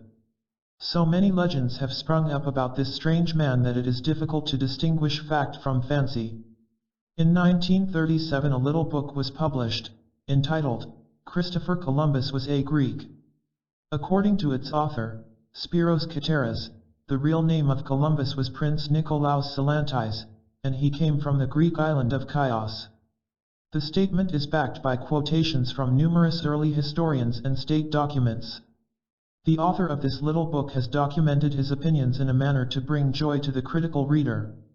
He mentions the following Greeks who navigated the Atlantic Ocean in ancient times: Hercules, Odysseus, Coleus, Pythias, and Eratosthenes. He points out that the language of the ancient Mayas of the American continent contains many words of pure Greek belonging to the Homeric period, and, to quote the book, years ago, in the Republic of Uruguay, South America, were discovered traces of the army of Alexander the Great, swords, and thoras with the inscription Ptolemios Alex Androi. All modern research on the life of Columbus tends to prove that he was not a man of humble station, poor or uneducated, and the story of Queen Isabella and her jewels is rapidly becoming recognizable as fiction. Columbus is emerging as a man of impressive personality with marked abilities as a leader and organizer and an excellent classical education. Like most Greeks of his time, he admired the writings of Plato and the other classical philosophers. He had the Greek birthright of legend and tradition, and was mentally well suited for interpretation of classical lore. There is much to indicate that Columbus was inspired for his voyages by Plato's account of the lost Atlantis and the records of early navigation to the west. Furthermore, Europe was not without some knowledge of geography, and in his day there were many scholars aware of the spherical form of the earth. A great trade with Asia had long passed over the caravan routes of the Near East, as the Arabs for the most part were a friendly people, but with the rise of the Turkish Empire to power, most of these routes were closed to the infidel. When even the Crusades failed to keep clear the roads of commerce, it became ever more desirable to discover a western passage to the Orient. It was for this purpose that Columbus sailed, and not from an Italian or Spanish port, but from the Greek port of Mahon. It is astonishing how difficult it is to ascertain the facts about the celebrated voyage of discovery and the life of one so prominent in history as Christopher Columbus. It appears that history entered into a conspiracy to conceal the truth. Possibly an elaborate misrepresentation was intentional, for certainly the confusion began before the death of Columbus. His own son refers to his father as a Greek. It has been suggested that Columbus changed his name because of religious or political pressure, but this is in the field of conjecture. Then too, in browsing about among old records, I have run across a dim figure involved in the life of Columbus, a strange man who seems to have served the explorer in die capacity of counselor. Nothing very tangible has as yet come to light, but it is hinted that this mysterious person accompanied Columbus on his first voyage. He was not included in the list of the mariners. He did not return, but remained in the West Indies. Beyond this, no further mention is made of him. This mysterious stranger is reminiscent of the black-robed man who guided the destiny of Mohammed.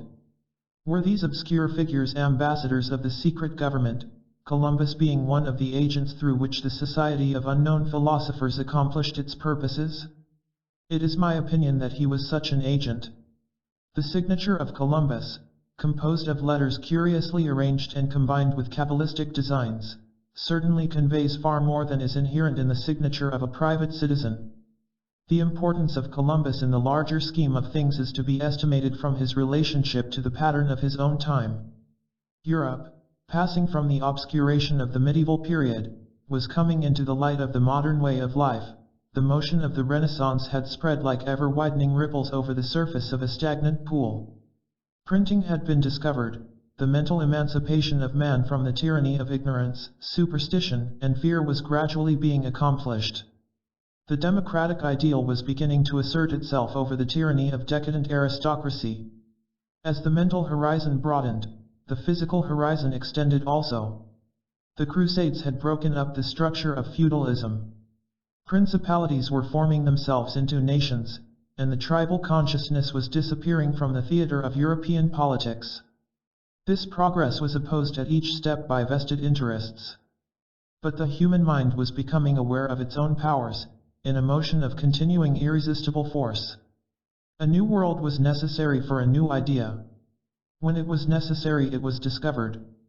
That which is needed is always near if man has the wit to find it. Today we are again seeking for a new world. No longer do there remain undiscovered continents to serve us as laboratories for social experiments. So we are turning our attention to other kinds of worlds, worlds of thought, inner spheres which must yet be explored by daring navigators. Science in the last 50 years has discovered a new universe, the universe of the mind. The infant psychology has but to come of age for us to fully discover a new sphere for new exploration in the science of living. The voyages of Columbus were followed by 2 centuries of enlarging our geographic knowledge of the earth. Explorers who sailed the 7 seas seeking wealth, brought home knowledge. It released human thought from its Mediterranean fixation and accomplished the still greater end of breaking the power of a Mediterranean theology and a Mediterranean way of life. Men began to think world thoughts, began to realize that while the whole earth was one land divided into continents and oceans, it still was a gigantic unity.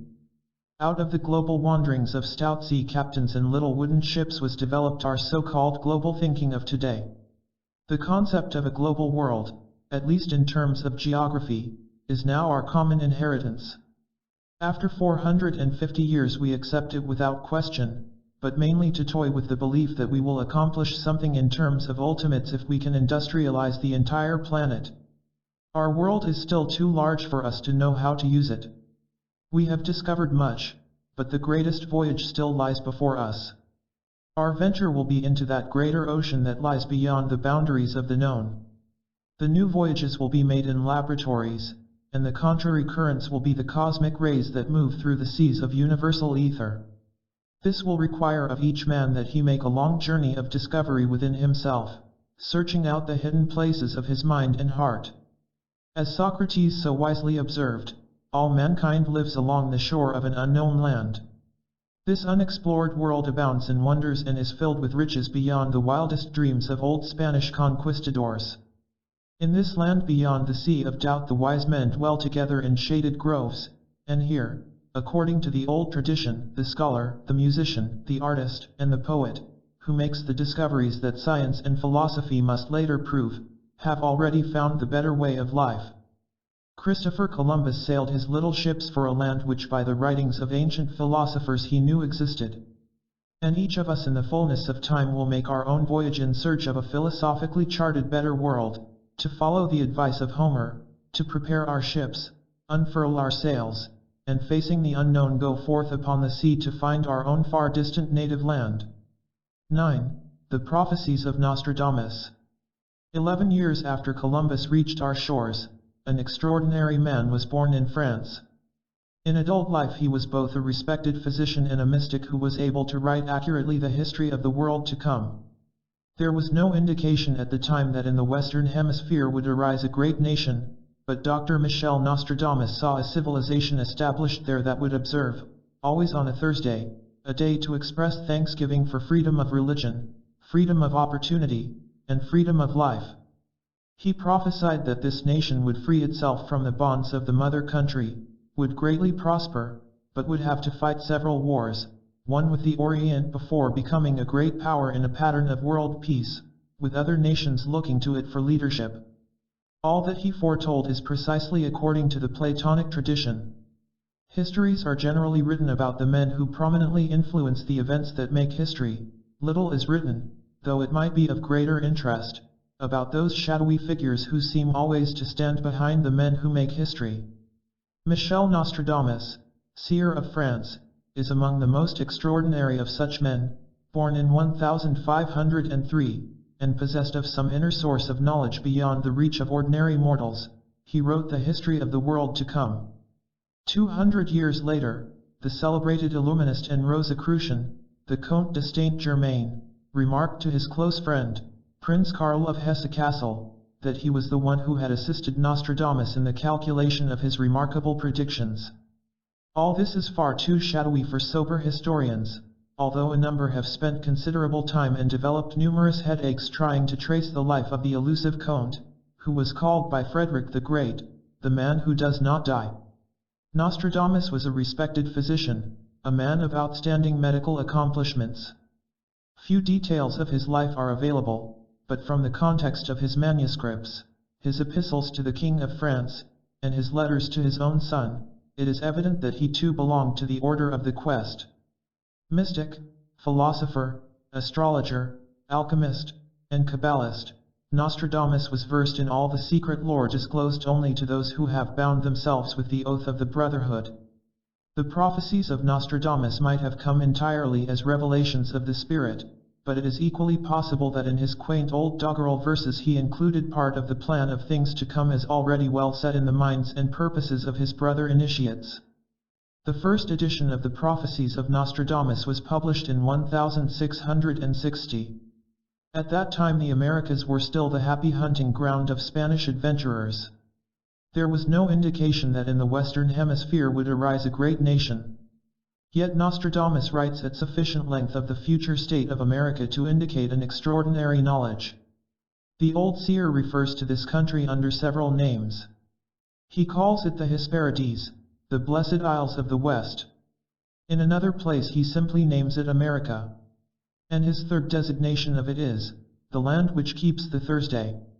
This last form is the most astonishing, for it refers to the unique American holiday, Thanksgiving, which always falls upon a Thursday. And this the only holiday which depends upon the day alone for its observance, and is peculiarly the American holiday which expresses thankfulness for freedom of religion, freedom of opportunity, and freedom of life. To summarize the opinions of Nostradamus concerning the future destiny of Western civilization is difficult, because of the involved idiom of the original text. But he points out clearly certain things that will happen. He saw that a great civilization would rise in the Western world. This civilization would free itself from the bonds to its mother country, and then assume a free place among the temporal powers. The new country would flourish and extend its domain across the entire continent. It would grow rich and powerful, he predicted, and live at peace with its sister, Canada. He said that America would have to fight several wars, including one with the Orient.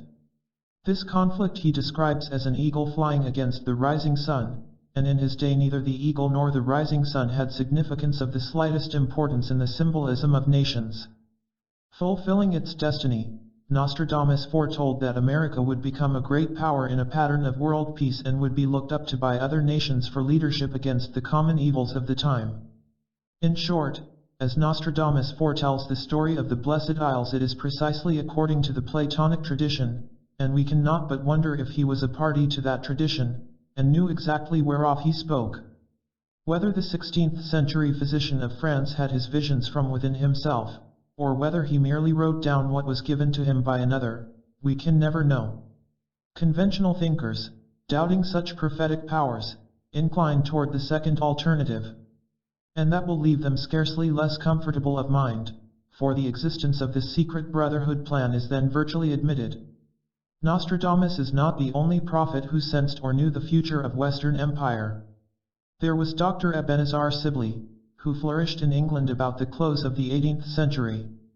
It is reported that Sibley had a shrewish wife, and it was to escape her tongue that he retired to a garret of his house to ponder the mysteries of the universe, his meals being passed to him through a hole in the door.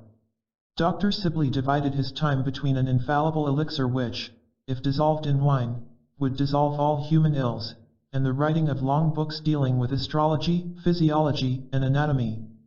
In his day, the American Republic was in its infancy, and brilliant politicians on the floor of the House of Commons were predicting that the rebellious colonies would soon be begging on bended knee to be restored to the British Commonwealth. Sibley, though a stout Britisher, expressed his regrets that he had to point out that, in one detail at least, an astrologer in his garret would prove wiser than the best politicians in Europe, for sad to relate, the American colonies would not come home, the stars decreed otherwise. Not only would they remain outside the fold, he said, but they would grow rich and powerful, extending themselves across their continent. Americans would build great cities and develop world trade and industry. And, one day, horrible thought, they would be stronger than the mother country. And this was the truth that must be spoken, if only through a hole in a garret door. It should be remembered that among the ancients, astrology was one of the sciences of government. The prognostic aspect of the subject was not the main interest in the minds of such men as Pythagoras and Plato. These philosophers saw in the motion of the heavenly bodies and the order of the cosmos a great pattern of natural laws. The universe was a celestial empire populated with planets, and suns, and moons, in a heavenly arrangement which was a clue to the proper distribution of human affairs. The state, they advocated, should be patterned after the cosmos. Governments of men should be in harmony with the larger government of the world. Many old astrological books indicate clearly that planetary symbols were used to represent the elements of a political system, and that the astrologers themselves were part of the order of the quest. Beneath the cloak of professional astrologers, they were counselors advising kings and princes to establish better laws and rule their peoples more wisely. Nostradamus was consulted by 3 kings. Europe's most powerful queen, Catherine de' Medici, also consulted him on numerous occasions. His advice was always temperate and directed toward the public good. His scholarship gave a perspective on political problems that was beyond the scope of the professions of statescraft. All the petty princes of Europe in medieval times had their Merlins, wise old men who in many instances were the actual rulers of the state. It is obvious that if these counselors were bound together by some common purpose, their collective power would be considerable. And they were bound together, in the secret society of unknown philosophers, moving the crowns of Europe as on a mighty chessboard. Men of this caliber bring about the mutations of empire. It is the general opinion that revolutions begin with the common people, but this is not true. The benevolently informed always guide and direct public opinion. Through the centuries, the prophecies of Nostradamus have continued to exercise a powerful force on the political destiny of the world. They have been translated into most of the languages of Europe. They were frequently quoted and reprinted during the period of the First World War, and in the Second World War both the Axis and the Allied powers have quoted Nostradamus variously to serve their purposes. It is in the larger picture of the world's future that Nostradamus indicates the coming of the Great League, or Assembly of World Powers. This league is to be the only human hope of peace, the only solution to a competition between nations. The formation of this league begins the new life of the human race, will allow the human being at last to emerge into the estate for which he was fashioned. Barbarism ends with the beginning of world civilization. To be civilized, according to Cicero, is to reach that state of personal and collective behavior in which men can live together harmoniously and constructively, united for the betterment of all. By this definition, we have never been civilized. We have existed in a state of cultured savagery. The promise of Nostradamus is especially meaningful in these difficult years, for he assures us that the commonwealth of nations is to become a reality. The men who through the centuries have envisioned utopia belong to ages yet unborn, when the principles of natural philosophy will be applied to the problems of government and social dilemmas will be examined for solutions which are now termed impractical. 10. The design of utopias. Sir Thomas More wrote a fable, about 400 years ago, to set forth the social state of man in a philosophic commonwealth, but so completely has the world missed the entire point, that the very word utopia is even today a synonym for optimistic but impractical ideals of reform. Campanella, an Italian philosopher, wrote of the major tragedy in that the subject of statesmanship alone had been neglected as practically every other subject had been reduced to a science. Government officials, he insisted, should be elected after examination to determine knowledge and fitness. Boccolini contributed further to utopian literature, and Andrea sought to Christianize it, with the theme, "For lack of vision the people perish." One of the best known and least read of the world's literary productions is Sir Thomas More's Utopia. It was composed by a man who had suffered greatly from the political corruption of his day, 1478 to 1535, having held high office. More was well acquainted with those machinations commonly called conspiracies of the state. More should properly be regarded as a Platonist, too, for the entire framework for the Utopia is borrowed from Plato's Republic, and the book is permeated throughout with Platonic ideology concerning the ideal state. Under a thinly veiled satire attacking the policies of King Henry VIII, here then is another voice calling men to the correction of their political vices. Unfortunately, the immediate success of More's book was due to his attack on the king and the government in general, rather than any serious considerations of the remedies which he suggested. In the Utopia, More presents his philosophical and political conviction in the form of a fable which sets forth the social state of man in a philosophic commonwealth. So completely has the world missed the entire point that More attempted to emphasize, that the very word utopia has become a synonym for optimistic but impractical ideals of reform. Sir Thomas More was centuries in advance of his day, which was reason enough why he could not be appreciated. Together with the master, Plato, More belongs to ages yet unborn, to the time when men weary of study of the dilemmas which now they examine by what they think is practical, will turn to solutions which they now term impractical. An important Utopian was Tommaso Campanella, 1568 to 1639, an Italian philosopher also with strong Platonic leanings. Out of the wisdom of his years, Campanella composed the Civitas Solis, the City of the Sun. In this work he departed from his usual interests, science, mathematics, and religion, to apply the principles of natural philosophy to the problems of government. He regarded it as a major tragedy that men had reduced to a science practically every branch of learning except statesmanship, which continued to be left to the vagaries of incompetent politicians skilled only in the arts of avarice. Unfortunately, Campanella was not able to free his mind entirely from the pattern of his contemporary world, so his ideals are confused and not entirely consistent. He viewed government as a kind of necessary evil to be endured until each man shall become self-governing in his own right. To the degree that the individual is incapable of the practice of the moral virtues, he must be subjected to the laws which protect him from himself and protect others from his unwise actions. The principal purpose of life then is to release oneself from the domination of government by the perfection of personal character. Campanella envisioned the perfect state as a kind of communistic commonwealth in which men shared all the properties of the state, receiving more or less according to the merit of each one's action. His theory that the state should control propagation is a little difficult in application, but his advice that all men should receive military training as part of their education would meet present favor.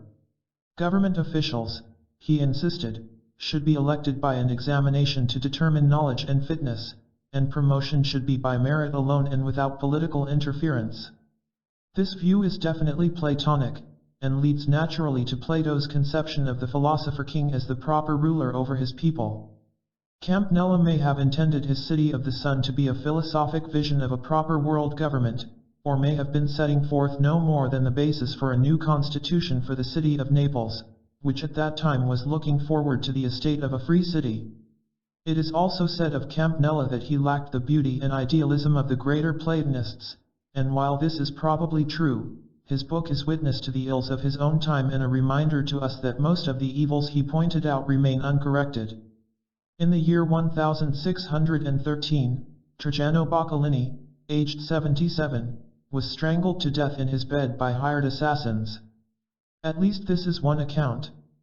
We are informed by another historian that he died of colic. A third describes his demise as a result of being slugged with sandbags. Anyhow, he died. And it is believed that Trajano's end was due to a book which he published entitled Ragguagli di Parnaso, a witty exposition of the foibles of his time. The 77th section of this book is titled A General Reformation of the World. Like the other Utopians, Boccolini made use of a fable to point out political evils and their corrections. Apollo, the god of light and truth, is dismayed by the increasing number of suicides occurring among men. So he appoints a committee composed of the wisest philosophers of all time to examine into the state of the human race. These men bring a detailed account and numerous recommendations to Apollo. Nearly every evil of modern government is included, ranging from protective tariffs to usury in private debt. The final conclusion reached by the committee is that the human problem is unsolvable except through a long process involving suffering and disaster. As an immediate remedy, the best that could be done was to regulate the price of cabbages, which seemed to be the only article not defended by an adequate force of public opinion or a large enough lobby in places of power. Boccolini's satire is important because it constituted the first published statement of the Society of the Rosicrucians. It points out that, first, evils must be recognized, then, the public must be educated to assume its proper responsibility in the correction of these evils, and lastly, public opinion must force the reformation of the state and curb the ambitions of politicians. This was a solemn pronouncement in the opening years of the 17th century. It is little wonder that it cost Boccolini his life. Johann Valentin Andrea, an early 17th century German Lutheran theologian, was the next to cast his lot with the Utopians. Andreas' status is difficult to define, but he is generally believed to be at least the editor of the great Rosicrucian manifestos, and the author of the chemical marriage of Christian Rosenkreuz. We may therefore safely assume that he was connected with one of the great orders of the quest. Andreas' contribution to the Utopian literature is his Christianopolis, or the City of Christ. This work, which is almost unknown to English readers, is largely developed from the ideas of Plotinus. Christianopolis is Platonopolis, Christianized. Its author was a quiet scholar with a long white beard and a strict sense of Lutheran propriety. His Christianopolis is a monument of morality and good taste, but beneath his strict orthodoxy, Andrea was a man of broad vision. His city is governed by the wise and is enriched with all the arts and sciences. There is no poverty. The citizens are happy because each is performing his task motivated by an understanding of the dignity of human life. To my mind, it is dignity of values that makes Christianopolis a great book. In order to live wisely, men must have a sense of participation in the present good and future good. There must be a reason for living. There must be a purpose understandable to all, vital enough and noble enough to be the object of a common consecration. Andrea tells us again and again, in the quaint wording of his old book, "For lack of vision the people perish." It remained for the master of all fable, Sir Francis Bacon, to bind together the vision of the utopias with supreme artistry. It is a philosophical catastrophe that Bacon's New Atlantis was left unfinished. Or was it left unfinished? Rumor has it that the book was actually completed but was never published in full form because it told too much. The final sections of Bacon's fable are said to have revealed the entire pattern of the secret societies which had been working for thousands of years to achieve the ideal commonwealth in the political world. I have examined 2 old manuscripts relating to this subject and found them most provocative, but it might be less to the point to discuss that which Lord Bacon was compelled to conceal, when there is so much that is worthy of our consideration in the parts of the work actually published. 11. The objective of the secret society. One reference to a secret society in Bacon's New Atlantis is scarcely less than a proclamation of the Society of Unknown Philosophers, but has gone unnoticed for 300 years. This fable is of the land of Ben Salem, meaning the son of peace, which with its merchandise, the light of truth, maintained a trade with Atlantis, which was declared to be the same as America. Everything indicates that it was Sir Francis Bacon's dream that the enlarging of the bounds of human empire should be instituted on our own continent, an area peculiarly set aside by nature for the perfection of philosophy and the sciences. The writings of Sir Francis Bacon are generally grouped under 3 headings: professional, literary, and philosophical. Each of these groups contains a variety of important works. But Lord Bacon's mind, taste, and conviction are best revealed through his philosophical writings. In this group are works that are strictly philosophical, others that verge toward the sciences, and still others which sum up convictions relating to all branches of knowledge. Possibly the most remarkable of Lord Bacon's ethical contributions is the fragment called The New Atlantis, which forms a kind of gloss upon his principal philosophical production, the Instauratio Magna.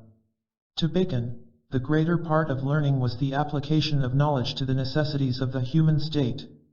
It was only natural that he should envision the results should his inductive system be given universal application. The New Atlantis was first published in 1627, as a kind of appendix to the Silva Silvarum, a natural history in 10 centuries. On the title page is a curious design. It shows the figure of an ancient creature representing time drawing a female figure from a dark cavern. The meaning is obvious: through time, the hidden truth shall be revealed. This figure is one of the most famous of the seals or symbols of the Order of the Quest. Contained within it is the whole promise of the resurrection of man, and the restitution of the divine theology. The New Atlantis was not published during the recorded lifetime of Lord Bacon. It was issued the year following his death by his lordship's chaplain, William Raleigh. This man was Bacon's close friend and familiar over a period of many years, and most of Bacon's papers were entrusted to Raleigh's care. In his admiration for Bacon's personal character and philosophical powers, he left the expressed wish to be buried at his master's feet, and his wish was fulfilled. Raleigh writes in his introduction to Bacon's The New Atlantis, "This fable my lord devised, to the end that he might exhibit therein, a model or description of a college, instituted for the interpreting of nature, and the producing of great and marvelous works, for the benefit of men, under the name of Solomon's House, or the College of the 6 Days' Work." The College of the 6 Days' Work is, of course, a thinly veiled reference to the perfection of nature through art. The 6 days are the days of creation by which the natural world was brought into existence, according to the account given in Genesis. As God created the universe in 6 symbolic days, so man by art, that is, philosophy, must create the condition of his own perfection by means of 6 philosophical steps. The college is the secret school, the wise man's house wherein are taught all arts and sciences, and not according to a materialistic interpretation, but according to a divine understanding of causes. Raleigh stated that it had been his lordship's intention to complete the fable of the New Atlantis with a second part, to contain the laws of the ideal state, or commonwealth of the wise. Since it was Bacon's custom to prepare numerous drafts of his writings in the process of perfecting them, it is probable that the second part existed at least in outline, but Raleigh would not have felt it proper to publish the part which his lordship had not perfected in literary form. It is well known among the secret societies of Europe that the second part of the New Atlantis exists. It includes a description of a great room in Solomon's house wherein are displayed the crests and the coats of arms of the governors of the philosophic empire. It may be for this reason that the writings were suppressed, for these crests and arms belonged to real persons who might have been subjected to persecution, as Sir Walter Raleigh was, if their association with the secret order had been openly announced. The fable of the New Atlantis begins with a ship sailing from Peru for China and Japan being driven from its course by contrary winds. Those aboard after many months faced death by starvation and disease. They prayed to God for help, and their prayer was answered. The ship came at last to the fair harbor of a great city in an unknown land. Here the mariners were hospitably received, and after certain formalities were permitted to land, and the wonders of the city were then revealed to them. The title page of Bacon's masterpiece, Novum Organum, features a small sailing ship between 2 columns. These columns are the Pillars of Hercules, the Strait of Gibraltar, which marked the western boundary of the sea. The little ship is science, sailing forth from the limits and boundaries of the old world into the unknown sea of universal learning. Is not this the same ship that finally came to haven in the wise man's city? The New Atlantis describes the magnificence of the College of the 6 Days' Work. Here the wise dwelt together in a gentle commonwealth of learning. One of the wise men makes the following statement in a prayer.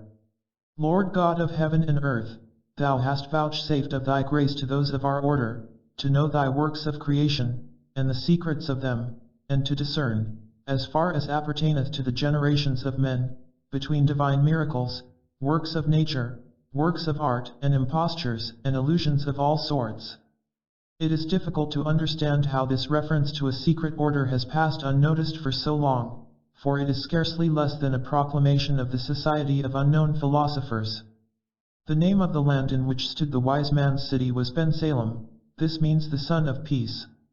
Ben-Salem maintained a trade with all parts of the world, but not for gold, silver, jewels, silks, spices, nor any other material commodity. Its merchandise was the light of truth. Among the nations traded with was Atlantis, which was declared to be the same as America. The College of Solomon's House had ambassadors, agents, and representatives among all the nations of the world, so that all discoveries in the arts and sciences might be known to it. In great libraries all useful records were stored up for the service of future ages. The book closes with a long lecture delivered by one of the fathers of Solomon's house. This great dignitary summarized the work of the Brotherhood in the following magnificent statement, one which might well be inscribed over the doors of learning and in the hearts of all scholars, scientists, and philosophers. The end of our foundation is the knowledge of causes, and secret motions of things, and the enlarging of the bounds of human empire, to the effecting of all things possible. The father of the wise men then described the laboratories, observatories, mines, and hospitals, and the various engines and inventions by which the elements could be controlled and the secrets of nature discovered. There were gardens for the study of plants, and parks filled with birds and animals so that men could investigate their habits. Even reptiles, insects, and fishes were considered and their uses classified. Medicines of all kinds were distilled and compounded, and mechanical arts were perfected according to the laws of nature. There were houses where the senses of man were studied with the aid of perfumes, flavors, sounds, music, and extraordinary acoustical devices. And there were houses where only deceits were on record, so that the methods by which men can be deceived could be made known and studied. In the philosophical city all men were employed according to their tastes and ability, and each contributed in his own way to the sum of useful knowledge. There were museums where rare and excellent inventions were preserved, and galleries containing the statues of great men who had contributed to the improvement of the human race. Among the statues was one to Christopher Columbus, another to the man who had invented bread. The narration ends abruptly with the word of the editor that the rest was not perfected. Missing is that part which was to describe the laws of a philosophical commonwealth. It is safe to assume that these laws, like the whole pattern of the story, were the same set forth by Plato for the government of the wise. Everything indicates that it was Bacon's dream that the College of the 6 Days should be erected in America, an area peculiarly set aside by nature for the perfection of philosophy and the sciences. Part of this dream has been realized. In this land are the greatest laboratories, observatories, and institutions of research that the world has ever known. We are exploring into the mysteries of the atoms and the electrons, and have brought the heavenly fire, electricity, to be the servant of our purposes. All that remains is to crown science with philosophy. As we perfect the inner part of learning, the philosophic empire will arise in human society. 12. Western culture 8,000 years before Columbus. In the Mexican area, the civilization then existing was the most advanced on the earth. The ancient Mayas had massive public buildings and observatories in at least 100 cities, and these were connected by broad paved highways. Rulers were elected by the common agreement of the people. The Mayas hold the world record for a continued peace of 500 years. This has been attributed to their having possessed no monetary symbol or currency for goods exchange. Theirs was the first democratic state on a continent set aside for the perfection of the dream of democracy. Long before the coming of the white man, the spirit of human equality, human cooperation, and freedom of worship had flourished here. As today's archaeologists continuously study the massive ruins of the Mayan civilization, we know that this ancient culture of the American continent included at least 100 cities connected by an intricate pattern of broad paved highways. Their language was suited to the expression of exact knowledge. In the jungles of Yucatan, Guatemala, and Honduras are the ruined cities of a lost civilization which flourished on the North American continent 1,000 years before the voyage of Columbus. Stuart Chase has made the observation that in the 5 centuries immediately following the beginning of the Christian era, the civilization of the Mayas was the most advanced existing on the earth.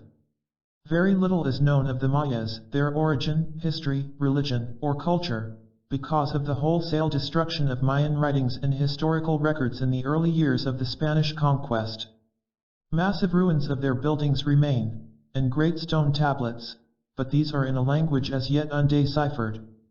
From the physical evidence and the material remains we know that the empire of the Mayas extended over a very large area.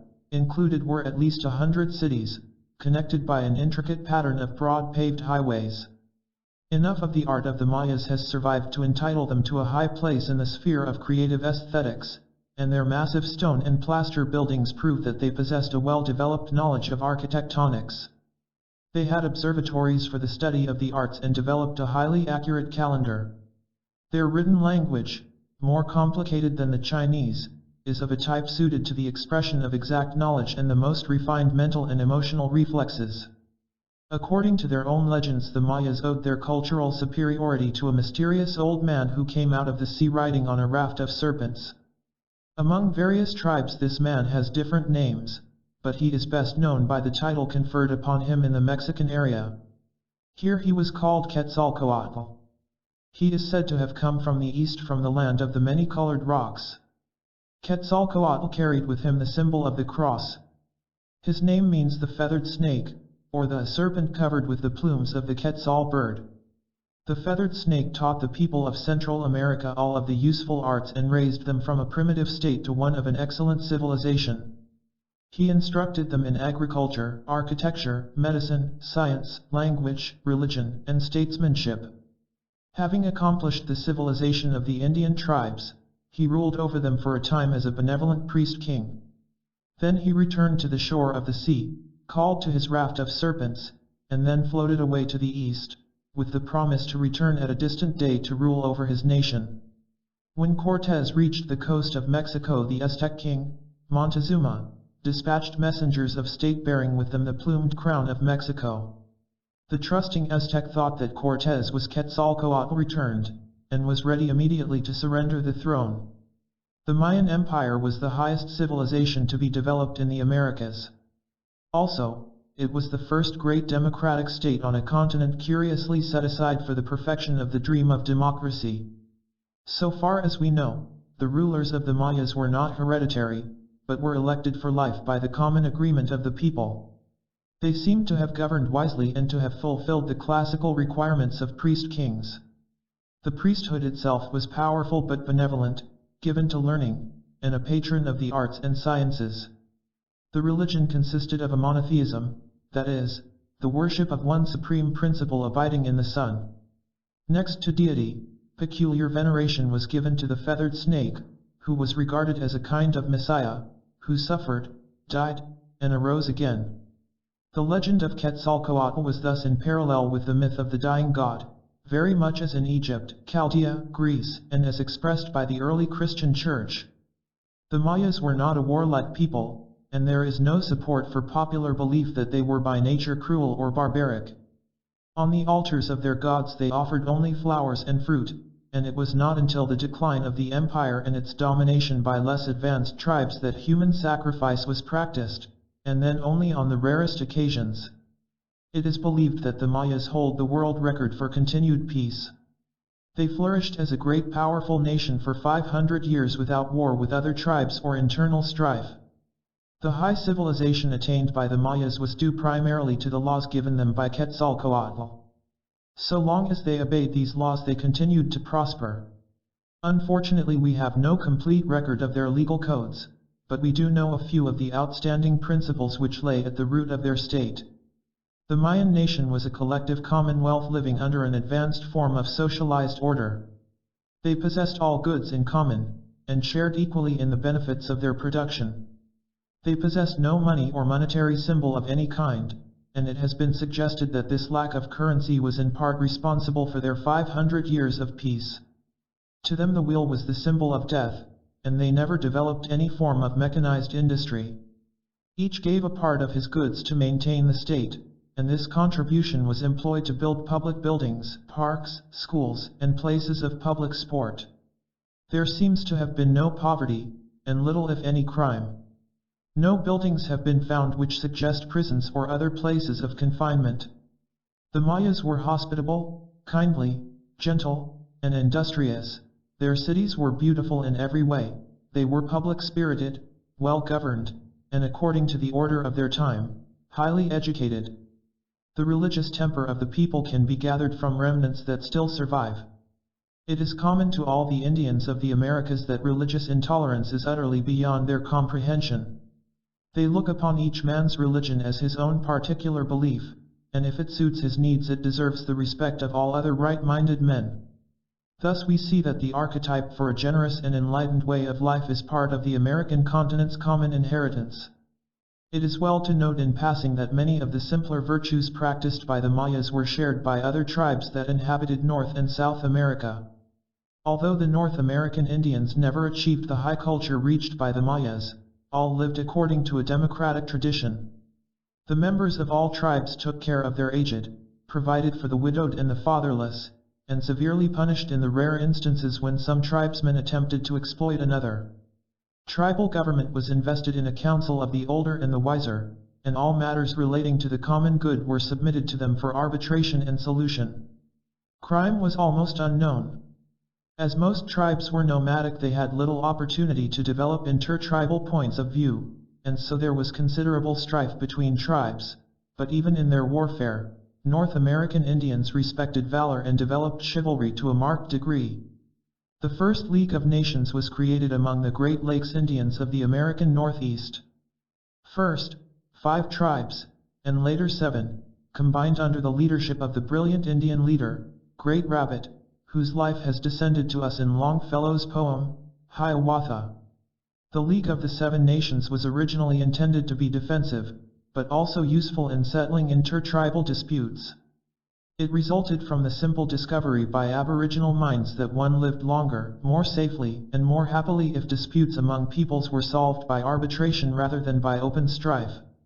The Incas of Peru are second to the Mayas in the building of empire in America. Inca communities were also cooperative, and many of these villages still survive in the distant and less accessible highlands of the Andes. These were the only civilized communities in our land that never learned that there was a world depression beginning in 1929.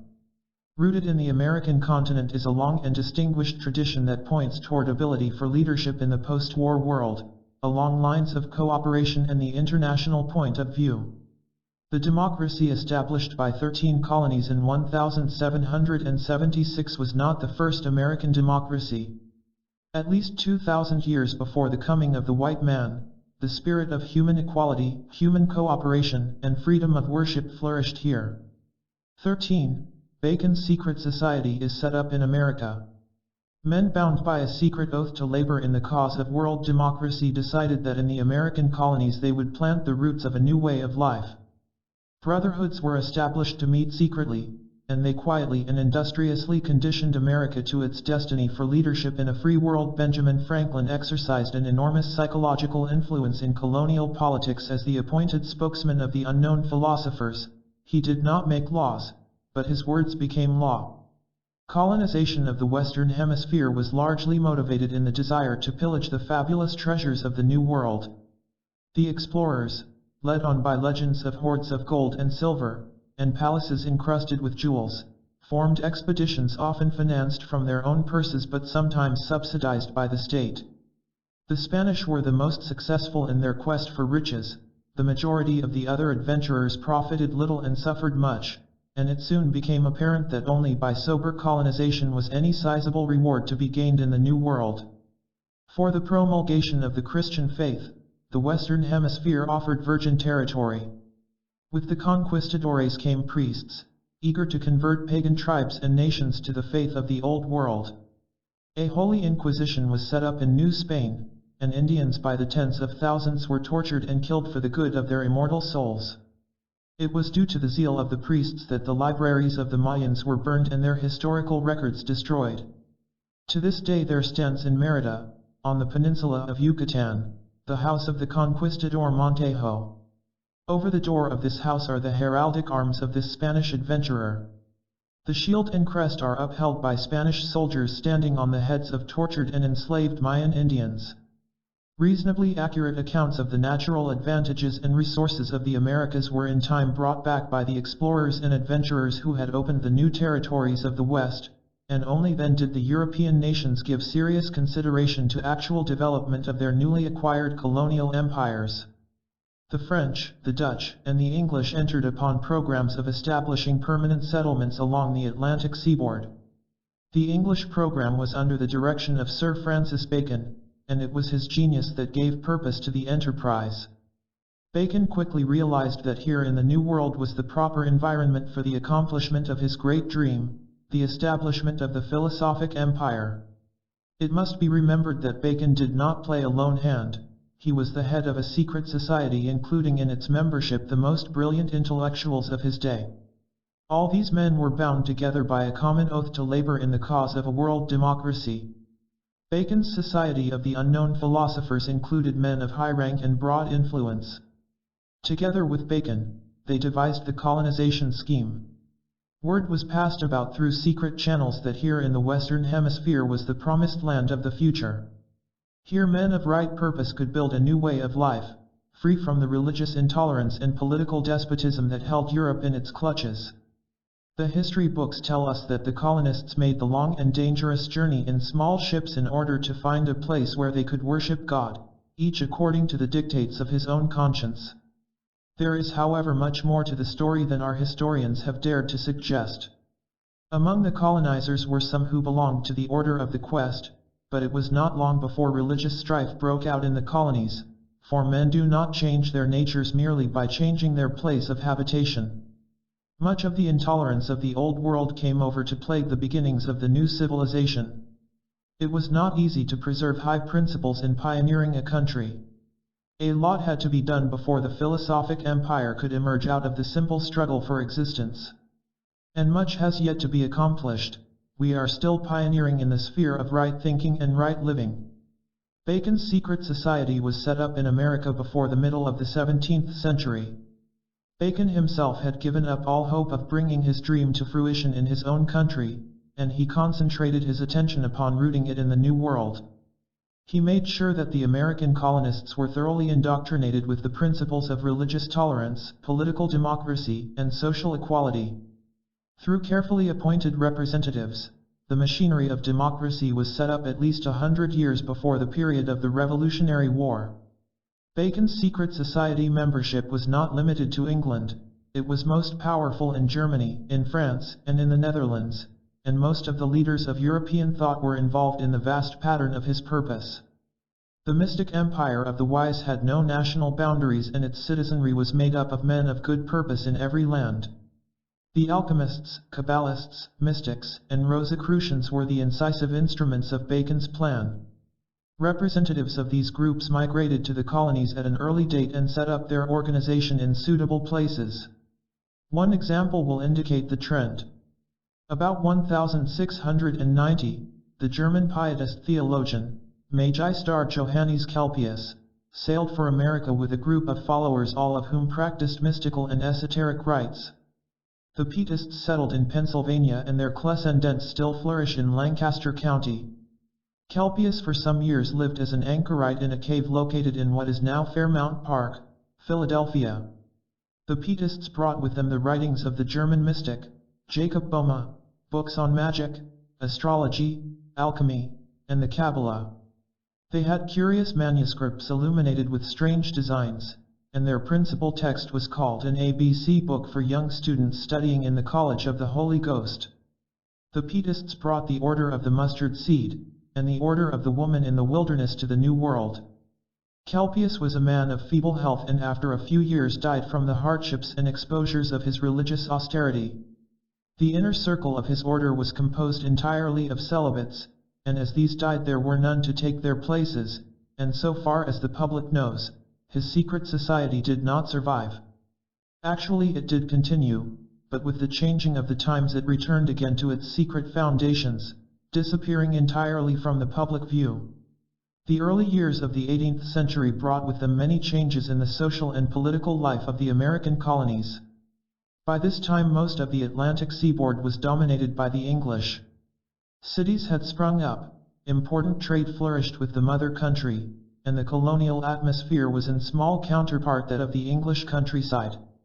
By this time most of the important secret societies of Europe were well represented in this country. The brotherhoods met in their rooms, over inns, and similar public buildings, practicing their ancient rituals exactly according to the fashion in Europe and England.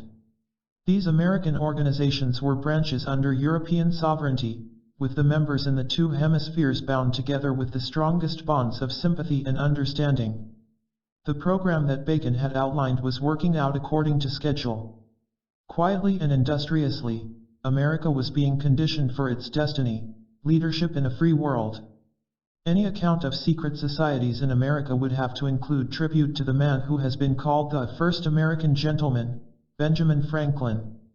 Although Dr. Franklin was never the country's president, nor a military general, he stands out as one of the most important figures in the struggle for American independence. Quiet, dignified, scholarly, and gentle, Franklin foresaw a new goal for an ever-changing world through the square bifocal glasses of which he was the inventor. Historians have never ceased to wonder at the enormous psychological influence which Franklin exercised in colonial politics. But up to the present day, few indeed are those who have realized that the source of his power lay in the secret societies to which he belonged and of which he was the appointed spokesman. Franklin was not a lawmaker, but his words became law. Beneath the homely wisdom which he circulated in his almanac, under the pseudonym of Poor Richard, was a profundity of scientific and philosophic learning. He understood both the farmer and the philosopher, and could speak the languages of both. When Benjamin Franklin went to France to be honored by the state, he was received too by the Lodge of Perfection, the most famous of all the French secret orders, and his name, written in his own fine hand, is in their record ledger, close to that of the Marquis de Lafayette.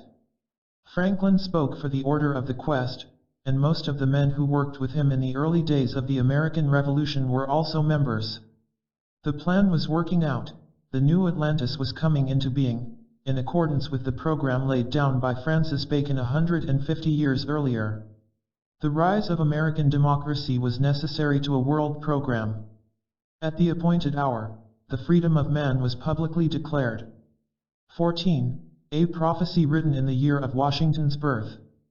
Sir William Hope noted the birth overseas of an infant starred by fate to rule both freemen and slaves, and named the year of the American Declaration of Independence 44 years before it was signed. He gave in cabalistic form the patriot leader's name, and the years of his lifetime span. The prophecy also singled out Abraham Lincoln, designated the term of Benjamin Harrison as the one to mark the first century of the new nation's progress. It is a reasonable assumption that the Hope prophecy is a genuine example of foreknowledge of the destiny of the United States. George Washington had just been born when the governor of Edinburgh Castle wrote a prophecy that this infant born overseas was starred by fate to lead the colonies to freedom. This prediction also named, 4 decades in advance, the year of the Declaration of Independence.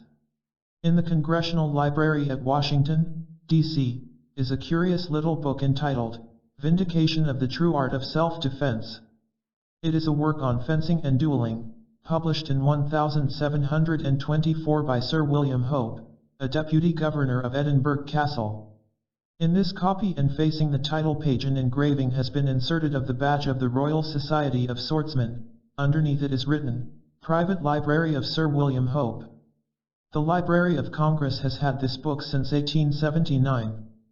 The text of this curious little book is of no special interest, but on the blank fly leaves is written in the hand of Sir William Hope an extraordinary prediction concerning the destiny of the United States of America.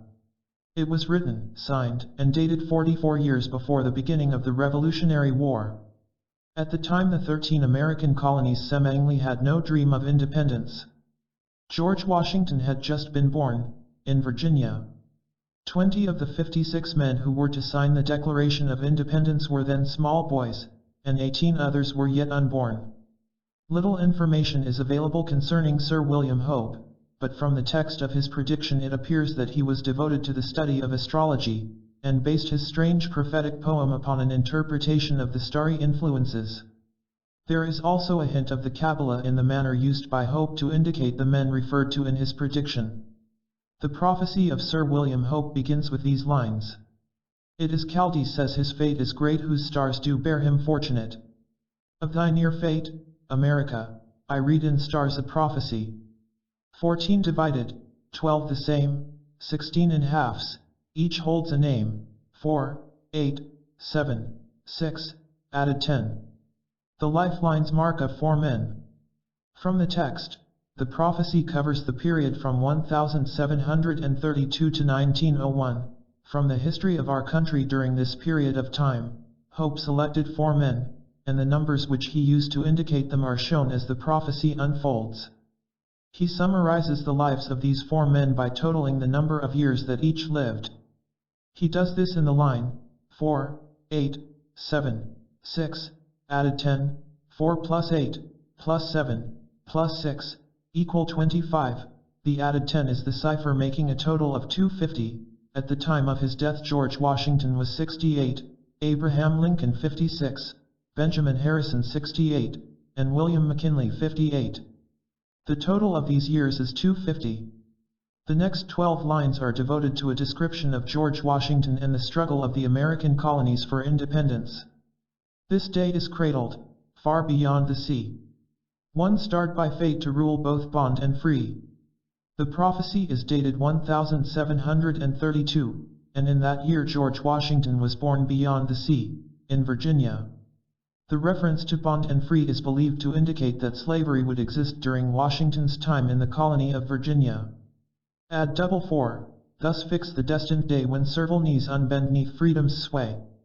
By 4 we can read 44, which if added to the date, 1732, gives 1776, the year of the American Declaration of Independence. Place 6410, then read the patriot's name whose deeds shall link him to a deathless fame. Add 4, thus fix the destined day.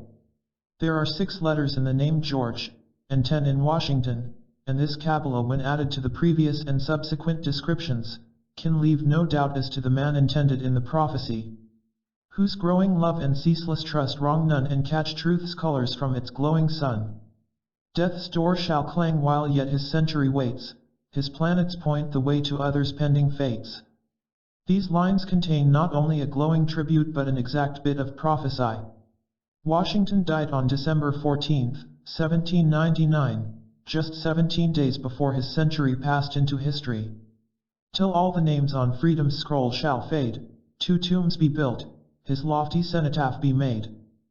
Freedom's scroll is the Declaration of Independence, which is now carefully preserved under yellow cellophane because the signatures have begun to fade. The body of George Washington has rested in 2 tombs, and his lofty cenotaph, the Washington Monument, is 555 feet high, the tallest memorial ever constructed to the memory of a man. Full 6 times 10 the years must onward glide, nature their potent help, a constant, prudent guide.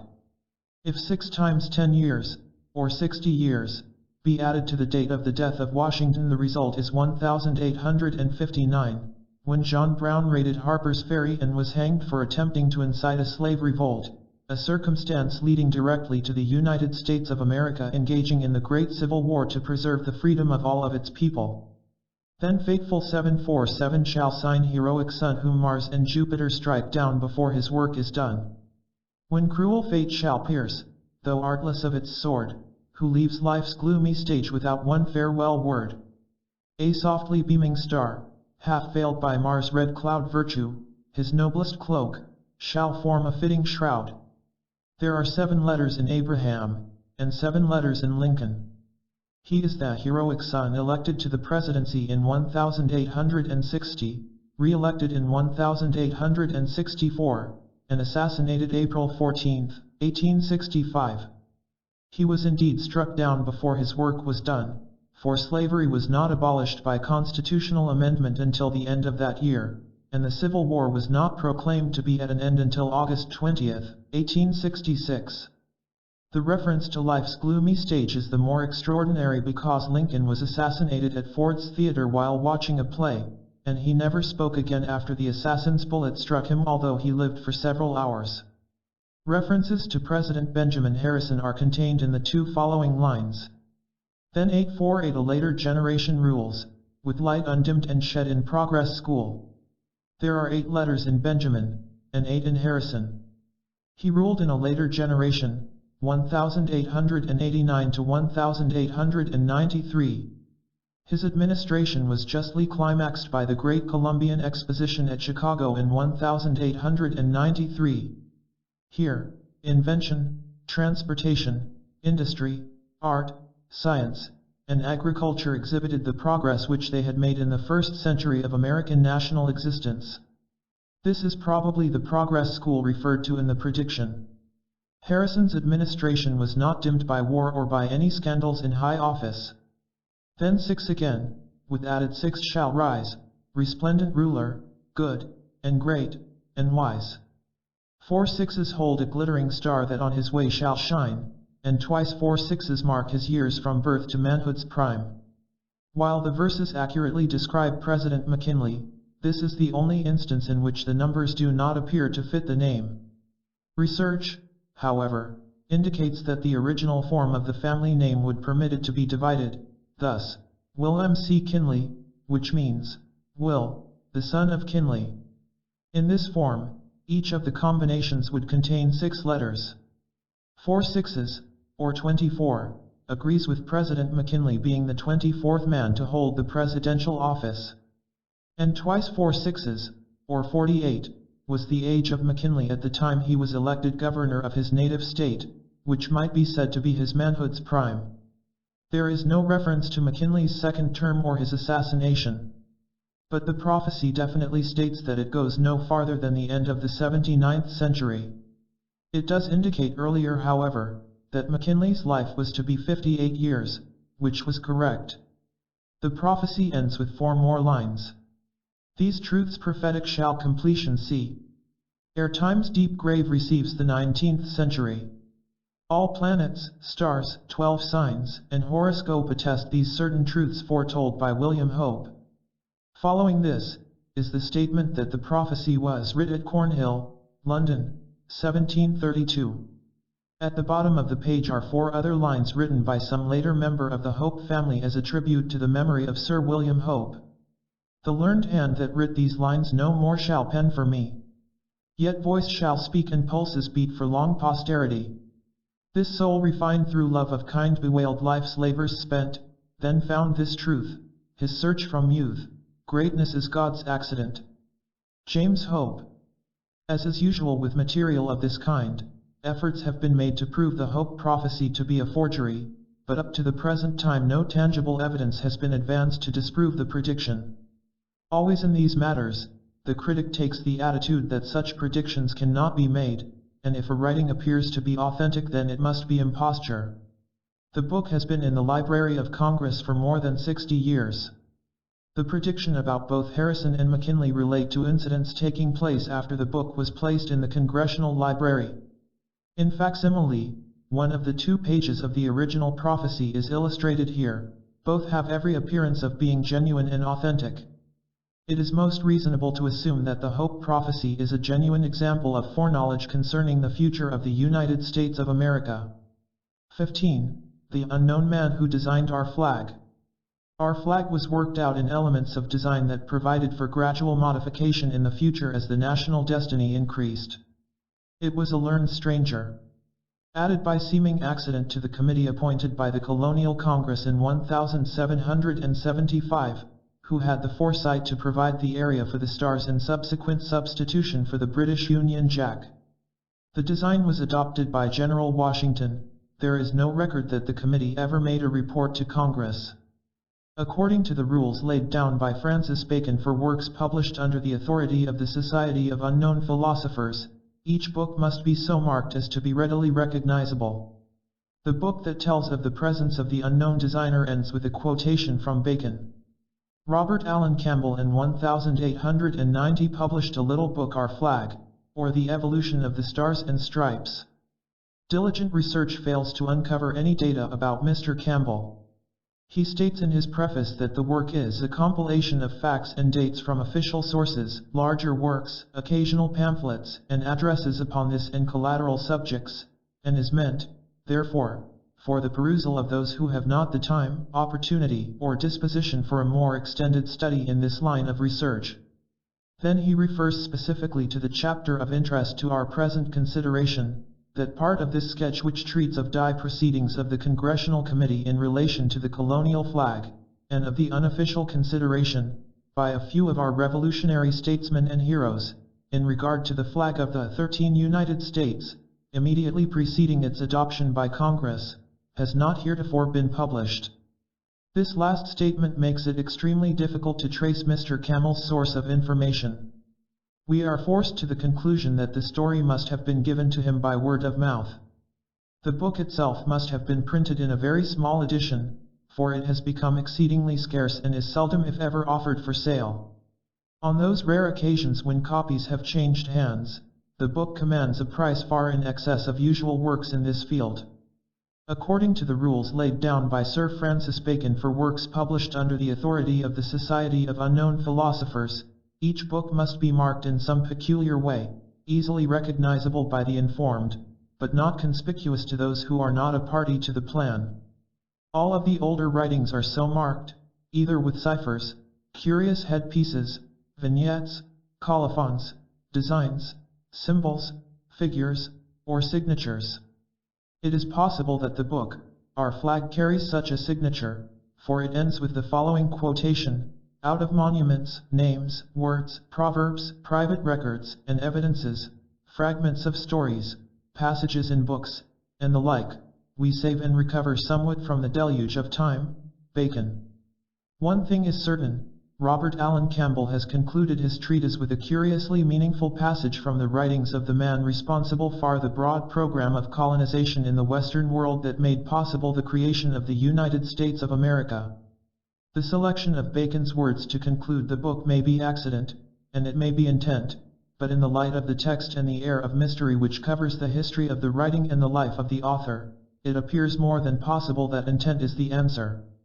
Chapter 2 of Our Flag is entitled, The Colonial Flag. This in substance is what it says.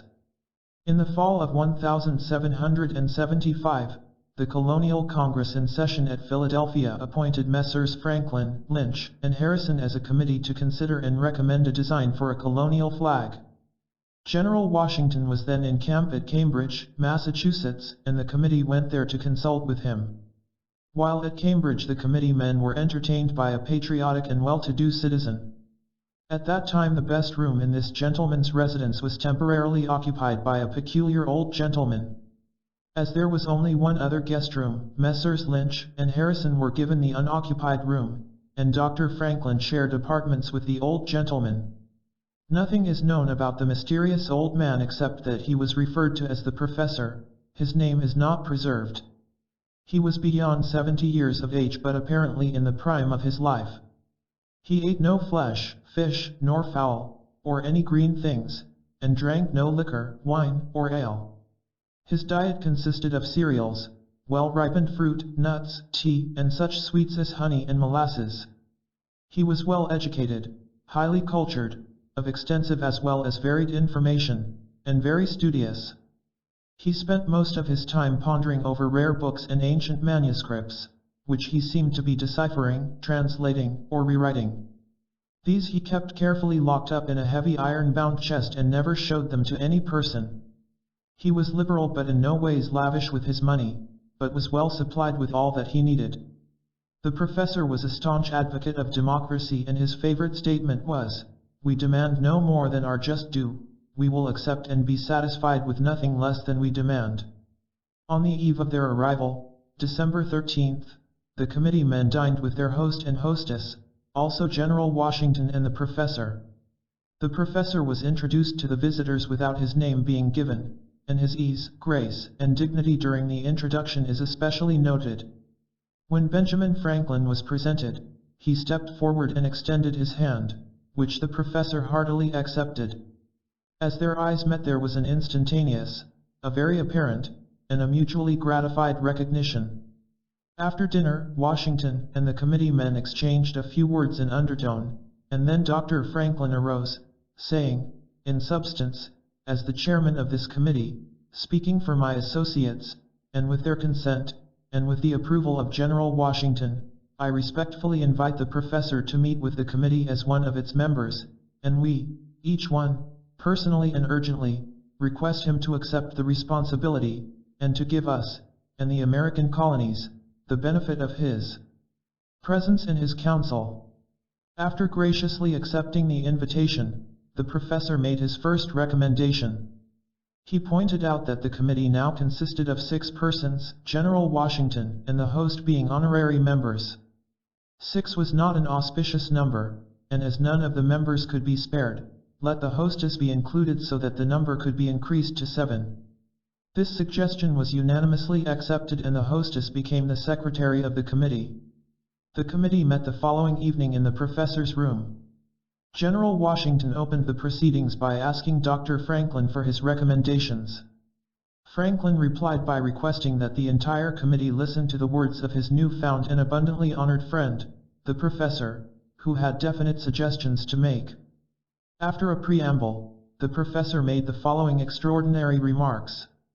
"The sun of our political air, like the sun in the heavens, is very low in the horizon, just now approaching the winter solstice, which it will reach very soon. But, as the sun rises from his grave in Capricorn, mounts toward his resurrection in Aries, and passes onward and upward to his glorious culmination in Cancer, so will our political sun rise and continue to increase in power, in light, and in glory, and the exalted sun of summer will not have gained his full strength of heat and power in the starry lion until our colonial sun will be, in its glorious exaltation, demanding a place in the governmental firmaments alongside of, coordinate with, and in no wise subordinate to, any other son of any other nation upon earth. The professor went on to point out that the flag which he recommended would be subject to change in the future as the national destiny increased.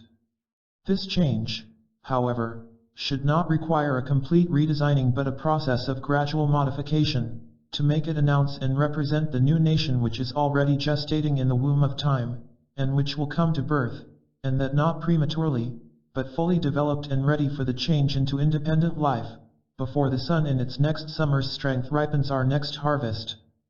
The design finally submitted consisted of a field of 13 alternate red and white stripes, and in the area which now contains the stars was the British Union Jack.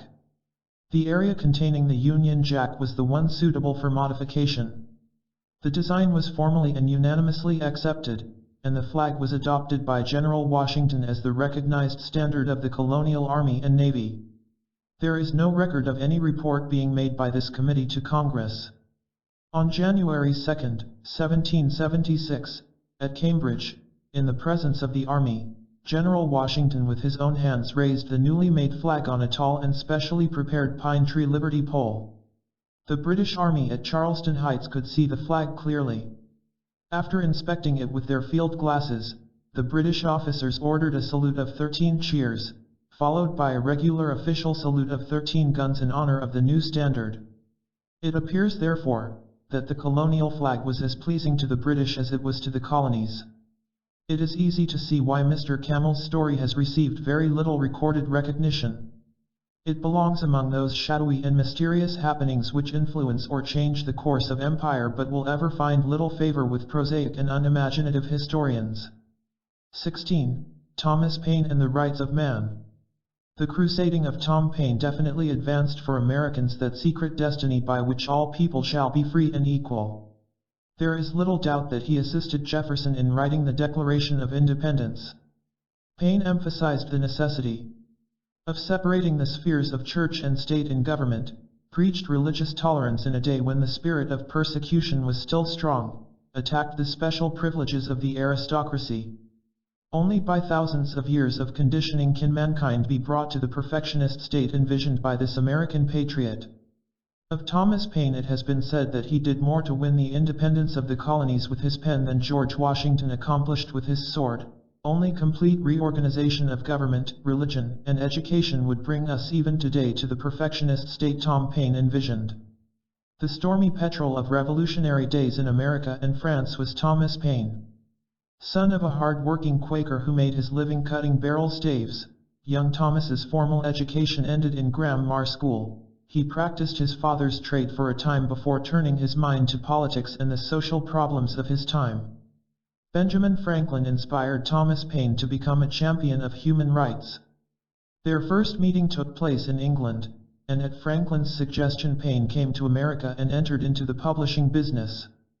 English-born, he became an outstanding champion in the cause of freedom for the colonies. His writings so fanned the flame of patriotism that it has been said of him that he did more to win the independence of the colonies with his pen than George Washington accomplished with his sword. There is little doubt that Thomas Paine assisted Jefferson in writing the Declaration of Independence. Present research even points to the probability that he composed the entire document, then submitted it to Jefferson for editing and revision. The references in the Declaration of Independence to the laws of nature and nature's God especially reflect Paine's theological convictions. Paine held several offices in the Continental government during the period of the Revolutionary War, and in 1789 returned to Europe. 3 years later he published his Rights of Man. Although the truths contained in the essay were never successfully controverted, the book caused repercussions that forced him to leave England to escape trial for treason. He sought refuge in France. Almost immediately he became involved in the French Revolution as a staunch supporter of the Revolutionary Party. He boldly advocated the perpetual banishment of Louis XVI, but was opposed to the execution of the king. His tolerant views on this subject must have alienated the terrorists, for Robespierre caused him to be imprisoned under sentence of death by the guillotine. It was just before this imprisonment that he published the first part of his immortal book, Age of Reason. He wrote the second part during the 10 months of his incarceration. Payne's escape from death in France was by one of those unforeseen circumstances which so often have changed the course of history. Robespierre fell from power. His successors restored Payne to his seat in the Revolutionary Convention. When things in France had settled down to the sober process of setting up a permanent government, Payne turned his attention to George Washington, whom he bitterly attacked, thus losing much of his popularity in America. Payne returned to the United States in 1802 and his closing years were comparatively uneventful. He died in 1809. 10 years later his body was sent back to England to be reinterred in his native earth. Thomas Payne was a freethinker, a radical pamphleteer. It was his misfortune to be born out of time. Yet by his very birth and the energy of his nature he helped to change the face of time. He attacked the corruption of the British government with such honesty and skill that he was the most feared man in England. Then, with the simple conviction of a Quaker deist, he threw the power of his written word against the religious corruption that burdened the peoples of Europe and interfered with the social progress of mankind. In the Age of Reason, Payne emphasized the necessity of separating the spheres of church and state, looking at both institutions in their practical state of corruption rather than in their ideal state of mutual integrity. He held a broad view of religion in general, believing that all faiths were naturally good and were necessary to the spiritual security of humanity. Such broadness was out of season, and it made him numerous enemies among those holding fanatical convictions. It was dangerous to preach religious tolerance in his day, when the spirit of persecution was still strong. When the clergy involved itself in the political conspiracies of the state and descended to the level of self-interest, their spiritual power was prostituted, and, said Payne, they lost all claim upon public respect. Payne saw the conniving, plotting, and counter-plotting of religious leaders who had cast their lot with the aristocracy against long-suffering and exploited citizens. With a church such as this he had no patience, and he had the eloquence and abundant courage to express his convictions regardless of the cost. He held the aristocracy in general in equal antipathy. Privileged classes, to him, were little better than parasites, living off the toil of honest men in total indifference to the public good. A government compounded from a dissolute nobility and fawning professional office holders, ever catering to the longer purse, brought Payne's righteous indignation to the boiling point, indignation which he could apply in words understandable to the masses. It was his simple reasoning that such a church, plus such a state, equaled chaos. It was bad enough for government to burden the people with extravagances, but it was still worse for the church to preach that men should accept this load as coming from God, to see it designed to purify their souls by the practice of patience and humility. It was not enough for Payne to believe that all men were created free and equal. These free men had the inalienable right of representative government, and the further right to improve themselves to the enjoyment of all natural good. He was more of a perfectionist than was practical in his own day or even in our time. Like most idealists, he failed to accept the weakness in that very human nature which he sought so desperately to champion. Only thousands of years of conditioning and the complete reorganization of government, religion, and education could bring mankind to the estate which Payne envisioned. He called men to a high destiny, and men understood in part and applied in part, but lacked the capacity for a full and understanding acceptance. This probably explains Payne's bitter attack on George Washington. Payne had been present when the American government was formed, and he must have been at least a witness to the bickerings which went on during those most critical years.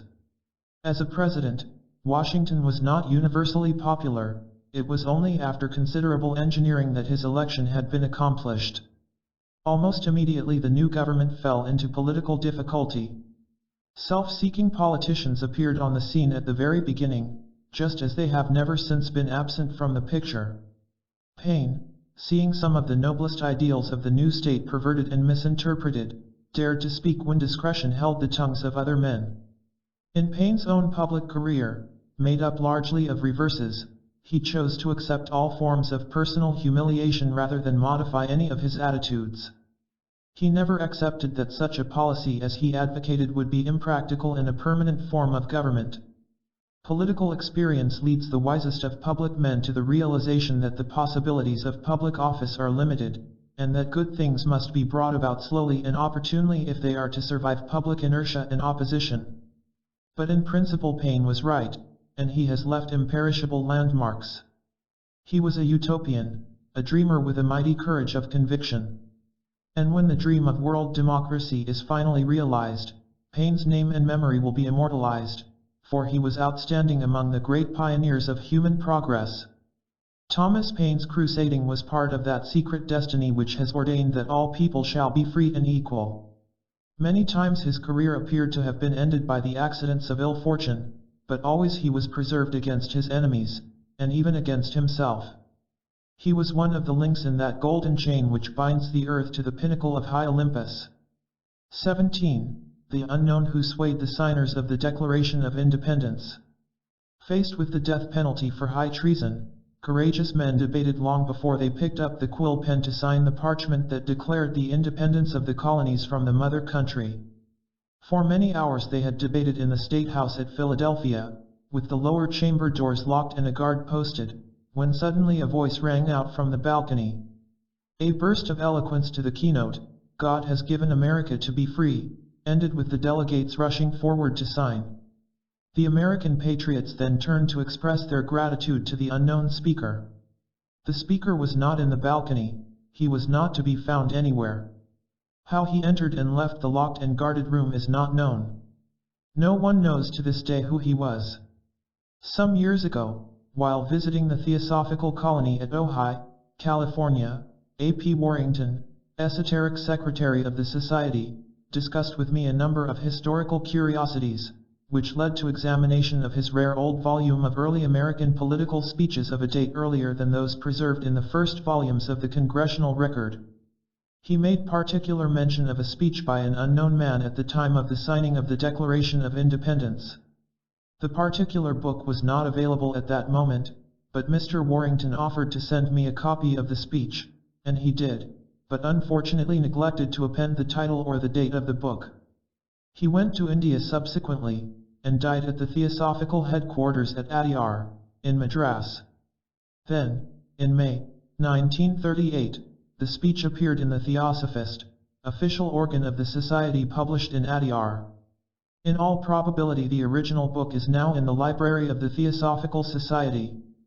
There is no reason to doubt the accuracy and authenticity of Mr. Warrington's copy, but I am undertaking such investigation as is possible to discover the source of the speech. On July 4, 1776, in the old State House in Philadelphia, a group of patriotic men were gathered for the solemn purpose of proclaiming the liberty of the American colonies. From the letters of Thomas Jefferson, which are preserved in the Library of Congress, I have been able to gather considerable data concerning this portentous session. In reconstructing the scene, it is well to remember that if the Revolutionary War failed, every man who had signed the parchment then lying on the table would be subject to the penalty of death for high treason. It should also be remembered that the delegates representing the various colonies were not entirely of one mind as to the policies which should dominate the new nation. There were several speeches. In the balcony, patriotic citizens crowded all available space and listened attentively to the proceedings. Jefferson expressed himself with great vigor, and John Adams, of Boston, spoke and with great strength. The Philadelphia printer, Dr. Benjamin Franklin, quiet and calm as usual, spoke his mind with well-chosen words. The delegates hovered between sympathy and uncertainty as the long hours of the summer day crept by, for life is sweet when there is danger of losing it. The lower doors were locked and a guard was posted to prevent interruption. According to Jefferson, it was late in the afternoon before the delegates gathered their courage to the sticking point. The talk was about axes, scaffolds, and the gibbet, when suddenly a strong, bold voice sounded. Gibbet. They may stretch our necks on all the gibbets in the land, they may turn every rock into a scaffold, every tree into a gallows, every home into a grave, and yet the words of that parchment can never die. They may pour our blood on 1,000 scaffolds, and yet from every drop that dies the axe a new champion of freedom will spring into birth. The British king may blot out the stars of God from the sky, but he cannot blot out his words written on that parchment there. The works of God may perish, his words never. The words of this declaration will live in the world long after our bones are dust. To the mechanic in his workshop they will speak hope, to the slave in the mines freedom, but to the coward kings, these words will speak in tones of warning they cannot choose but hear. Sign that parchment. Sign, if the next moment the gibbet's rope is about your neck. Sign, if the next minute this hall rings with the clash of falling axes. Sign, by all your hopes in life or death, as men, as husbands, as fathers, brothers, sign your names to the parchment, or be accursed forever. Sign, and not only for yourselves, but for all ages, for that parchment will be the textbook of freedom, the Bible of the rights of man forever. Nay, do not start and whisper with surprise. It is truth, your own hearts witness it, God proclaims it. Look at this strange band of exiles and outcasts, suddenly transformed into a people, a handful of men, weak in arms, but mighty in God-like faith. Nay, look at your recent achievements, your Bunker Hill, your Lexington, and then tell me, if you can, that God has not given America to be free. It is not given to our poor human intellect to climb to the skies, and to pierce the counsel of the Almighty One. But methinks I stand among the awful clouds which veil the brightness of Jehovah's throne. Methinks I see the recording angel come trembling up to that throne and speak his dread message. Father, the old world is baptized in blood. Father, look with one glance of thine eternal eye, and behold evermore that terrible sight, man trodden beneath the oppressor's feet, nations lost in blood, murder, and superstition, walking hand in hand over the graves of the victims, and not a single voice of hope to man. He stands there, the angel, trembling with the record of human guilt. But hark! The voice of God speaks from out the awful cloud, let there be light again. Tell my people, the poor and oppressed, to go out from the old world, from oppression and blood, and build my altar in the new. As I live, my friends, I believe that to be his voice. Yes, were my soul trembling on the verge of eternity, were this hand freezing in death, were this voice choking in the last struggle, I would still, with the last impulse of that soul, with the last wave of that hand, with the last gasp of that voice, implore you to remember this truth: God has given America to be free. Yes, as I sank into the gloomy shadows of the grave, with my last faint whisper I would beg you to sign that parchment for the sake of those millions whose very breath is now hushed in intense expectation as they look up to you for the awful words, "You are free." The unknown speaker fell exhausted into his seat. The delegates, carried away by his enthusiasm, rushed forward. John Hancock scarcely had time to pen his bold signature before the quill was grasped by another. It was done. The delegates turned to express their gratitude to the unknown speaker for his eloquent words. He was not there. Who was this strange man, who seemed to speak with a divine authority, whose solemn words gave courage to the doubters and sealed the destiny of the new nation? Unfortunately, no one knows.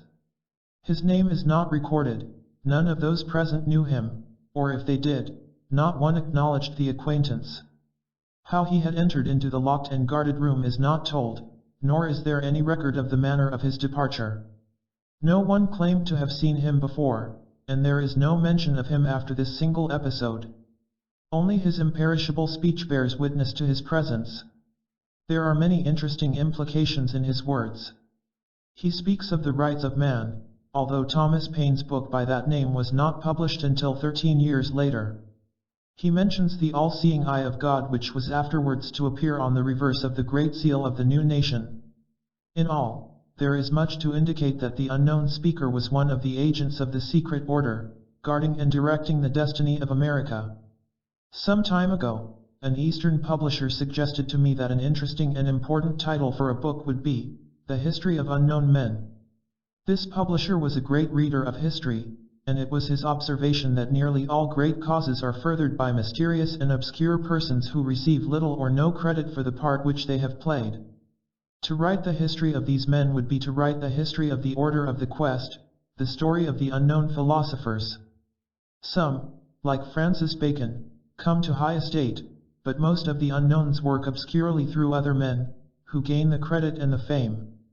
In an old book of rules used by the brothers of the secret orders, is the following: Our brothers shall wear the dress and practice the customs of those nations to which they travel, so that they shall not be conspicuous or convey any appearance that is different or unusual.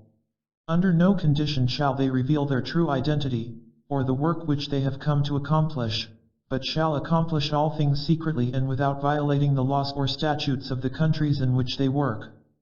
Of those who did not reveal their true identity, or the work which they came to accomplish, one is the mysterious professor who inspired the design of our flag, and remains unknown and unnamed.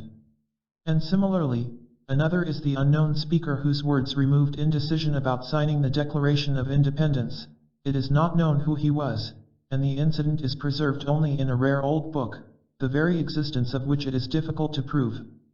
It is reasonably conceivable that in secrecy and anonymity well-ordered aid has been given to the struggle for human equity and justice that has been America's destiny through the past into our present time. It is our duty and our privilege to contribute what we can to this universal plan. It will go on, served by the unknowns, until the Platonic Empire is established on the earth, and the towers of the new Atlantis rise from the ruins of a materialistic and selfish world. 18. The symbols of the Great Seal of the United States. Is the American eagle actually a phoenix? Selection of the fabulous bird of the ancients seems to have been the intention of the designer of our nation's Great Seal. The phoenix is the symbol of the reborn in wisdom. The design on the reverse of the Great Seal is even more definitely related to the order of the quest. The pyramid and the all-seeing eye represent the universal house surmounted by the radiant emblem of the great architect of the universe. These three symbols in combination is more than chance or coincidence. When the time came to select an appropriate emblem for the Great Seal of the United States of America, several designs were submitted. These are described by Gaylord Hunt, in the History of the Seal of the United States, published in Washington, D.C., in 1909. Most of the designs originally submitted had the phoenix bird on its nest of flames as the central motif. One of the designs now familiar to us was finally selected, and Benjamin Franklin was asked for his opinion of the choice. Franklin gave his immediate approval, observing naively that it was very appropriate to select the wild turkey as the symbol of the new country. The turkey was a bird of admirable quality, hard-working and industrious, and of good moral character, and a fowl also with a marked aversion for the color red, at that time unpopular among the colonists. When it was explained to Franklin that the bird on the seal was intended to represent an eagle, he was bitterly disappointed, and he insisted that the drawing did not look like an eagle to him, and furthermore, an eagle was a bird of prey with few of the respectable qualities of the wild turkey. It has been said that the designer had drawn a phoenix. Its selection would of course have been appropriate. Among the ancients, a fabulous bird called the phoenix is described by early writers such as Clement, Herodotus, and Pliny. In size and shape it resembled the eagle, but with certain differences. The body of the phoenix is one covered with glossy purple feathers, and the plumes in its tail are alternately blue and red. The head of the bird is light in color, and about its neck is a circlet of golden plumage. At the back of its head the phoenix has a crest of feathers of brilliant color. Only one of these birds was supposed to live at a time, with its home in the distant parts of Arabia, in a nest of frankincense and myrrh. The phoenix, it was said, lives for 500 years, and at its death its body opens and the newborn phoenix emerges. Because of this symbolism, the phoenix is generally regarded as representing immortality and resurrection.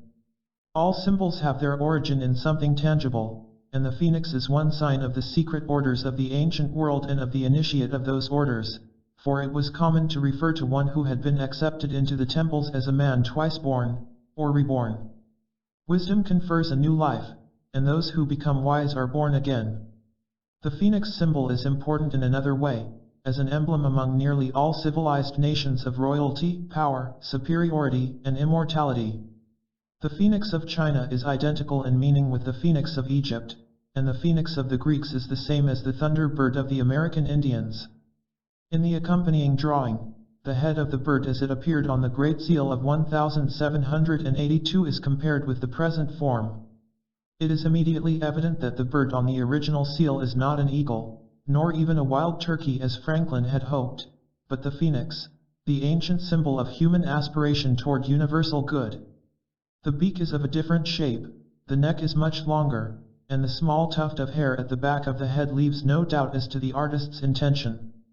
But if this design on the obverse side of the seal is stamped with the signature of the Order of the Quest, the design on the reverse is even more definitely related to the old mysteries.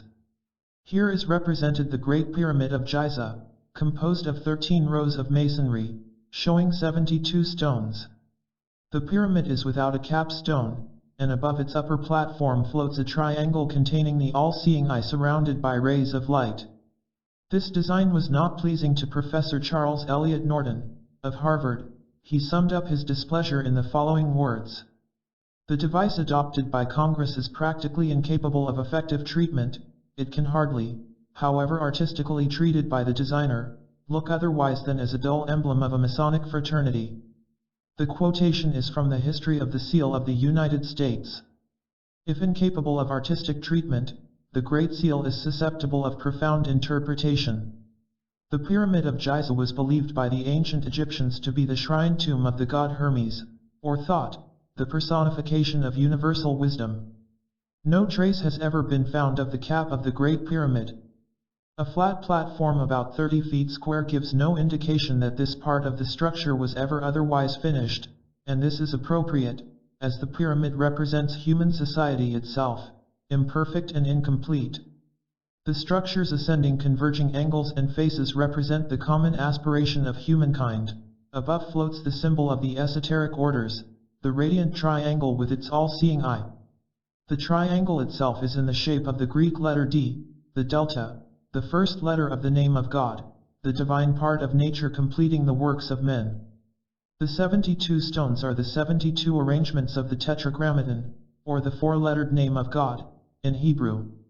These four letters can be combined in 72 combinations, resulting in what is called the Shemamforsh, which represents, in turn, the laws, powers, and energies of nature by which the perfection of man is achieved. The pyramid then is the universal house, and above its unfinished apex is the radiant emblem of the great architect of the universe. There is a legend that in the lost Atlantis stood a great university in which originated most of the arts and sciences of the present race. The university was in the form of an immense pyramid with many galleries and corridors, and on the top was an observatory for the study of the stars. This temple to the sciences in the old Atlantis is shadowed forth in the seal of the new Atlantis. Was it the society of the unknown philosophers who scaled the new nation with the eternal emblems, that all the nations might know the purpose for which the new country had been founded?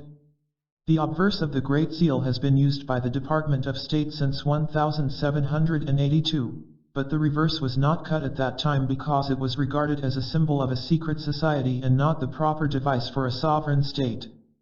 Quite rare are discoveries of the use of this symbol in any important form until recent years.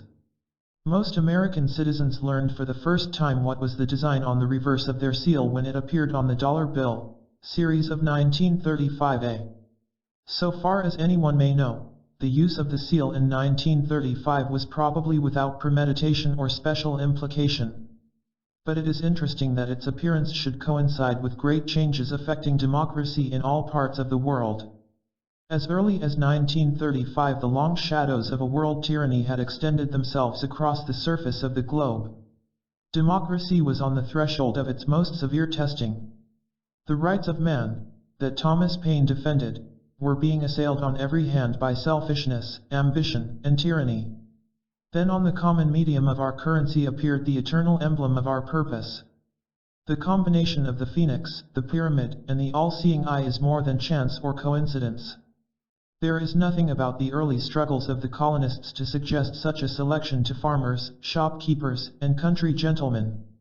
There is only one possible origin for these symbols, and that is the secret societies which came to this country 150 years before the Revolutionary War. Most of the patriots who achieved American independence belonged to these societies, and derived their inspiration, courage, and high purpose from the ancient teaching. There can be no question that the Great Seal was directly inspired by these orders of the human quest, and that it set forth the purpose for this nation as that purpose was seen and known to the Founding Fathers. The monogram of the New Atlantis reveals this continent as set apart for the accomplishment of the great work. Here is to arise the pyramid of human aspiration, the school of the secret sciences. Over this nation rules the Supreme King, the ever-living God. This nation is dedicated to the fulfillment of the divine will. To the degree that men realize this, and dedicate themselves and their works to this purpose, their land will flourish. To depart from the symbol of this high destiny is to be false to the great trust given as a priceless inheritance. 19. The prophetic dream of General McClellan. In a dark hour of military apprehension, the general of the Union forces was visited by a vision in a dream. A voice spoke and a map came alive with troop movements as the enemy forces moved into the very positions he had intended to occupy. The voice told him that he had been betrayed. He raised his eyes and looked into the face of George Washington. When McClellan awoke, his map was covered with marks and signs and figures, indicating the strategy that prevented the capture of the nation's capital. Also included in the dream was the warning of the Father of our country that we would wage still another struggle for existence ere another century shall have gone by against the oppressors of the whole earth. The vision of Constantine changed the course of the Roman Empire. The visions of Joan of Arc preserved France in an hour of darkest need. And the vision that came to General McClellan was a powerful force in preserving the union of the American people. The story of General McClellan's dream, preserved in the general's own words, seems to have appeared in print for the first time in the Portland, Maine, Evening Courier, of March 8, 1862. Had the story not been true, it is almost certain that McClellan himself would have made some statement of disapproval or demanded a retraction. General McClellan's career as a soldier was not exceptionally brilliant. He was a good organizer, but made many enemies because of certain fixations of temperament, but there can be no question of his sincerity and his dedication to the cause of the Union. In the interests of brevity, here we will give a digest of parts of the story of the dream, with the general's own words preserved in the more significant passages.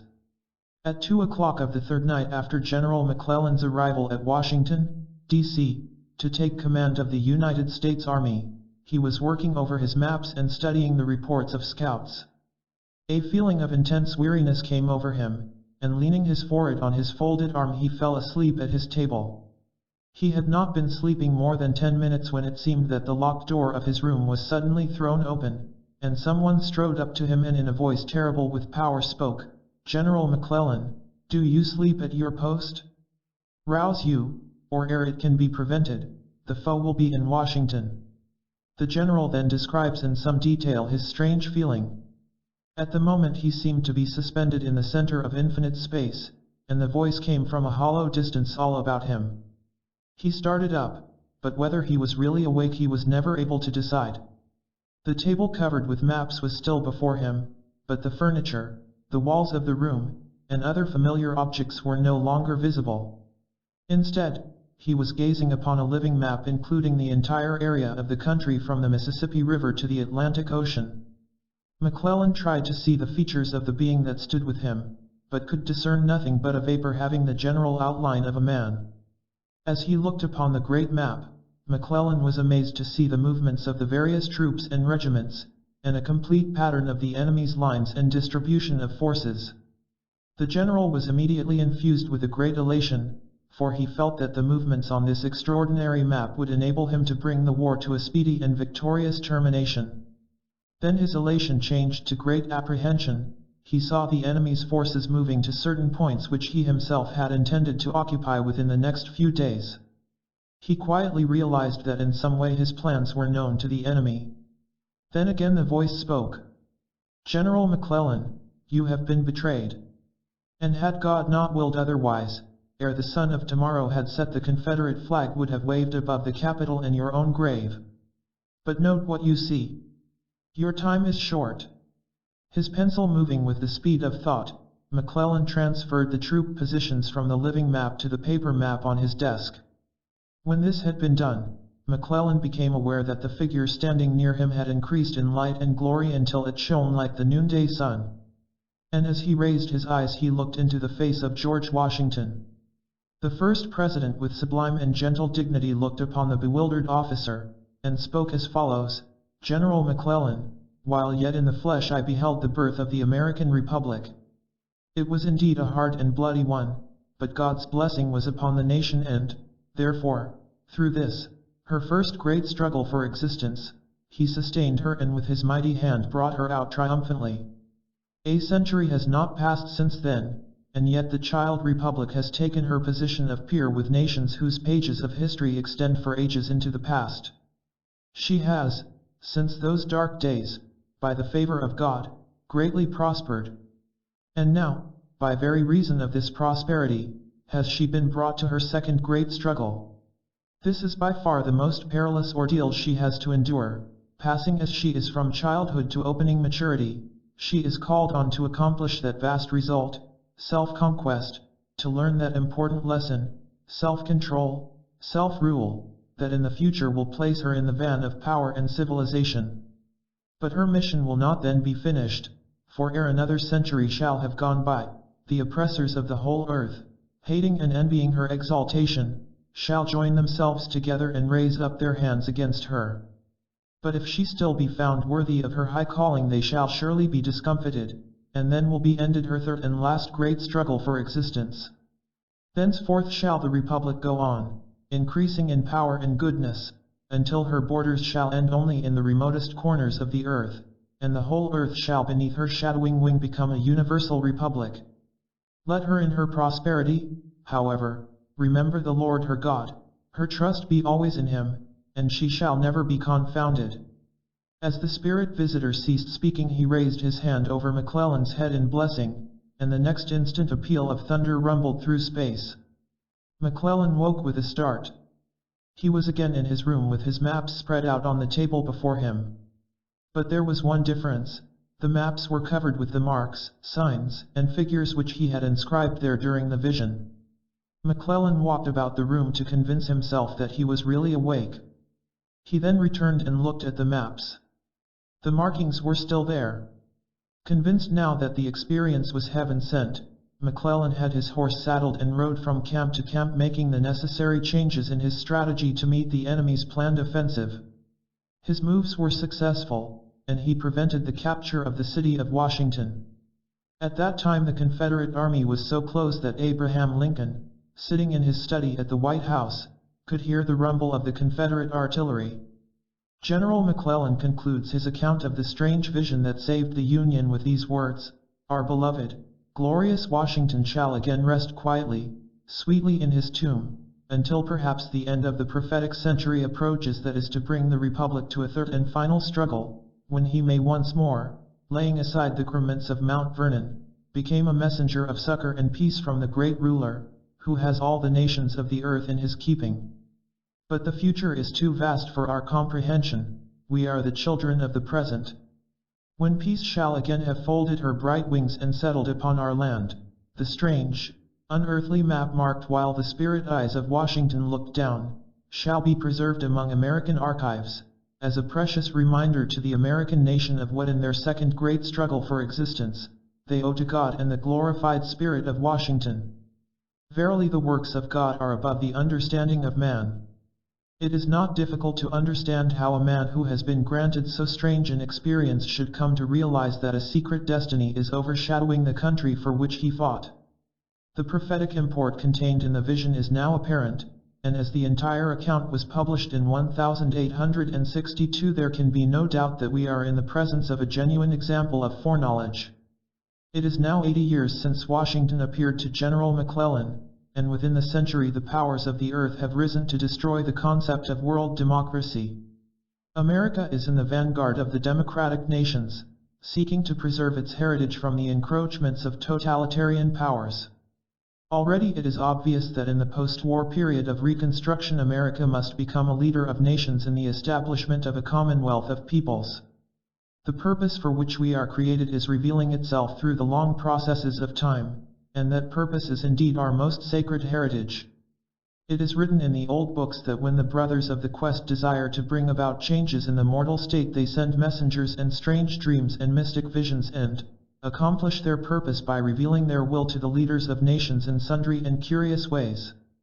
Whether we wish to believe that the spirits of the dead return to guide the living, or whether we choose to accept that man possesses faculties and powers which under great stress may bring his consciousness a little nearer to universal truth, one thing is certain: men unaccustomed to the spiritual ways of life have received visions, and have heard voices, and by obeying these mysterious powers they have contributed to the progress and security of their fellow men.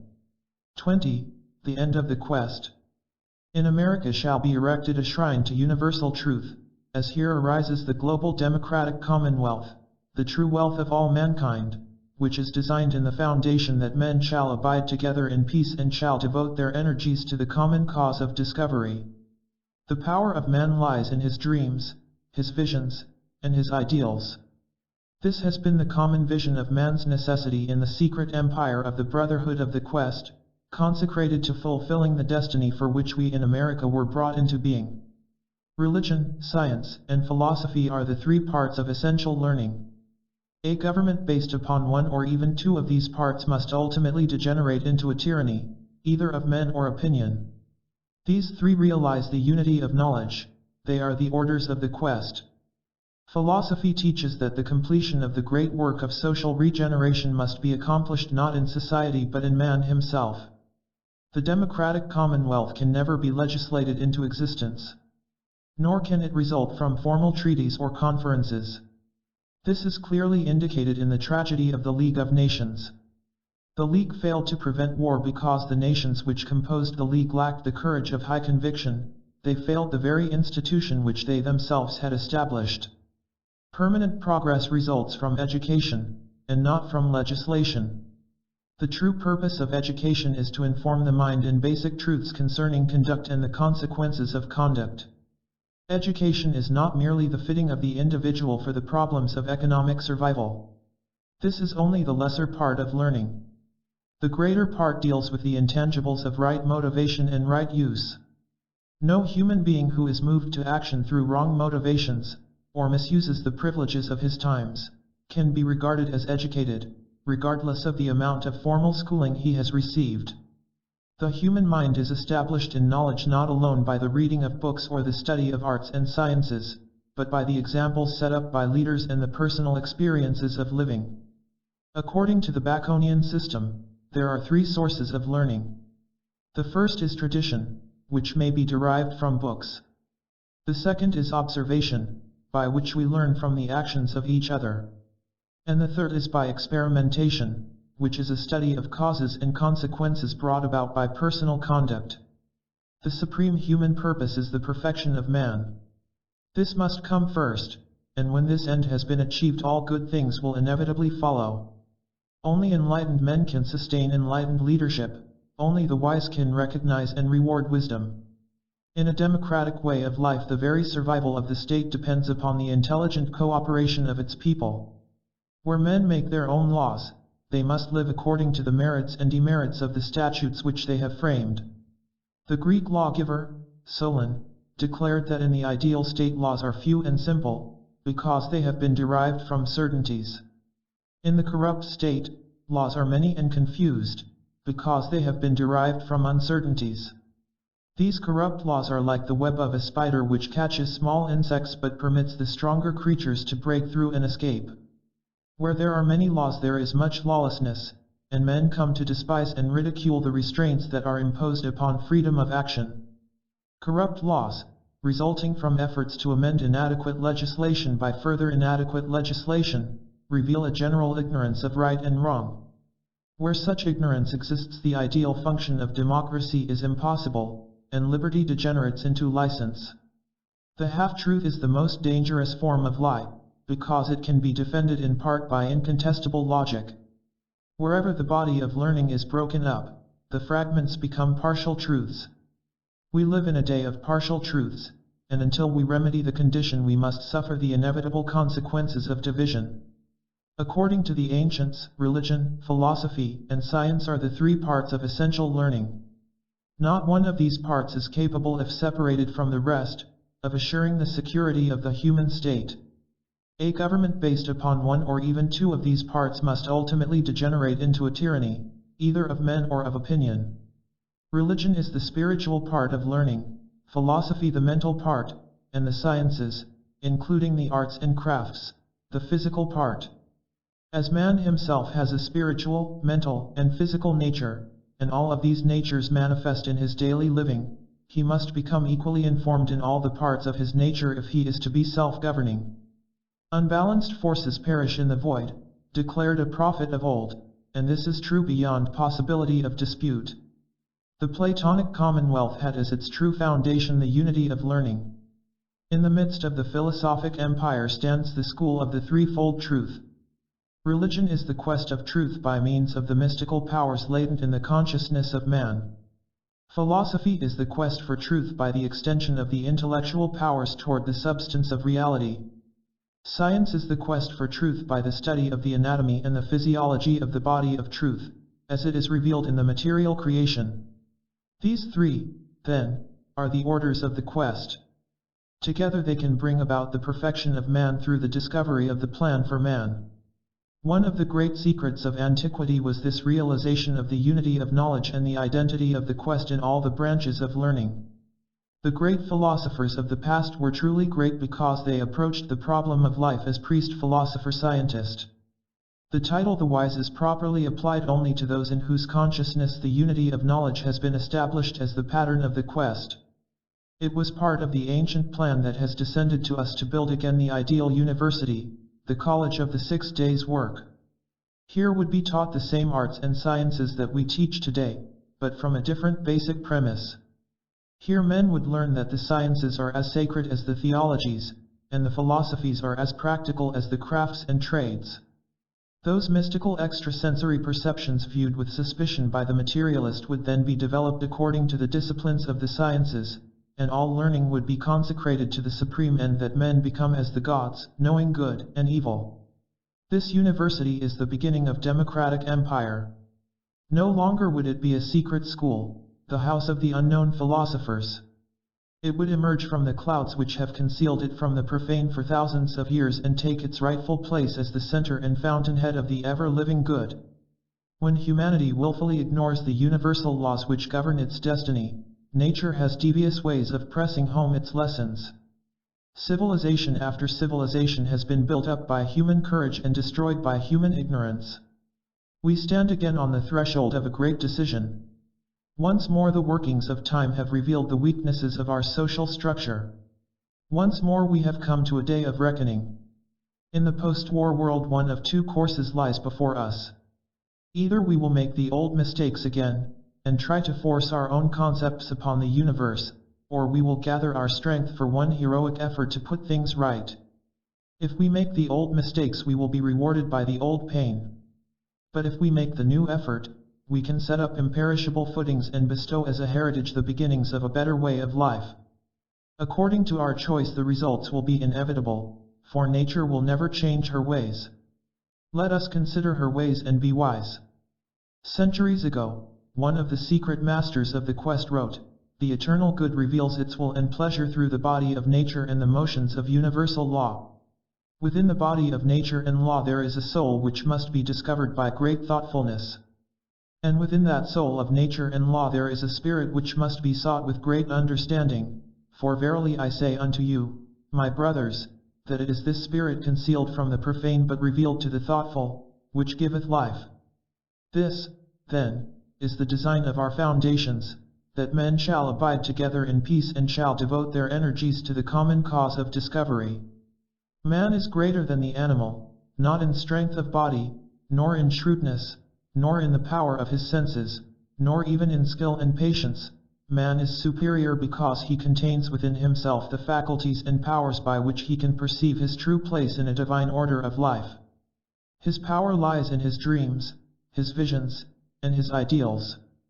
If these intangibles are left uncultivated, man is at best but a superior kind of beast, subject to all the ills and vicissitudes of an unenlightened creation. But, as man has locked within him, hidden from the public gaze, this diviner part, so it is true that human society has within itself concealed from our common view a nobler part composed of the idealists and dreamers of all ages and of all races who have been bound together by their common vision of man's necessity. This is the secret empire of the poets, this is the order of the unknown philosophers, this is the brotherhood of the quest. And never will these dreamers cease their silent working until that dream is perfected in our daily life. They are resolved that the Word which was made flesh shall become the Word made soul. The great university of the 6 days' work must be built here in our Western world, to become a guide unto the nations. About this shrine to universal truth shall rise the democratic commonwealth, the wealth of all mankind. This is the destiny for which we were brought into being. The plan, which was devised in secrecy long ago, and in far places, shall be fulfilled openly, as the greatest wonder born out of time.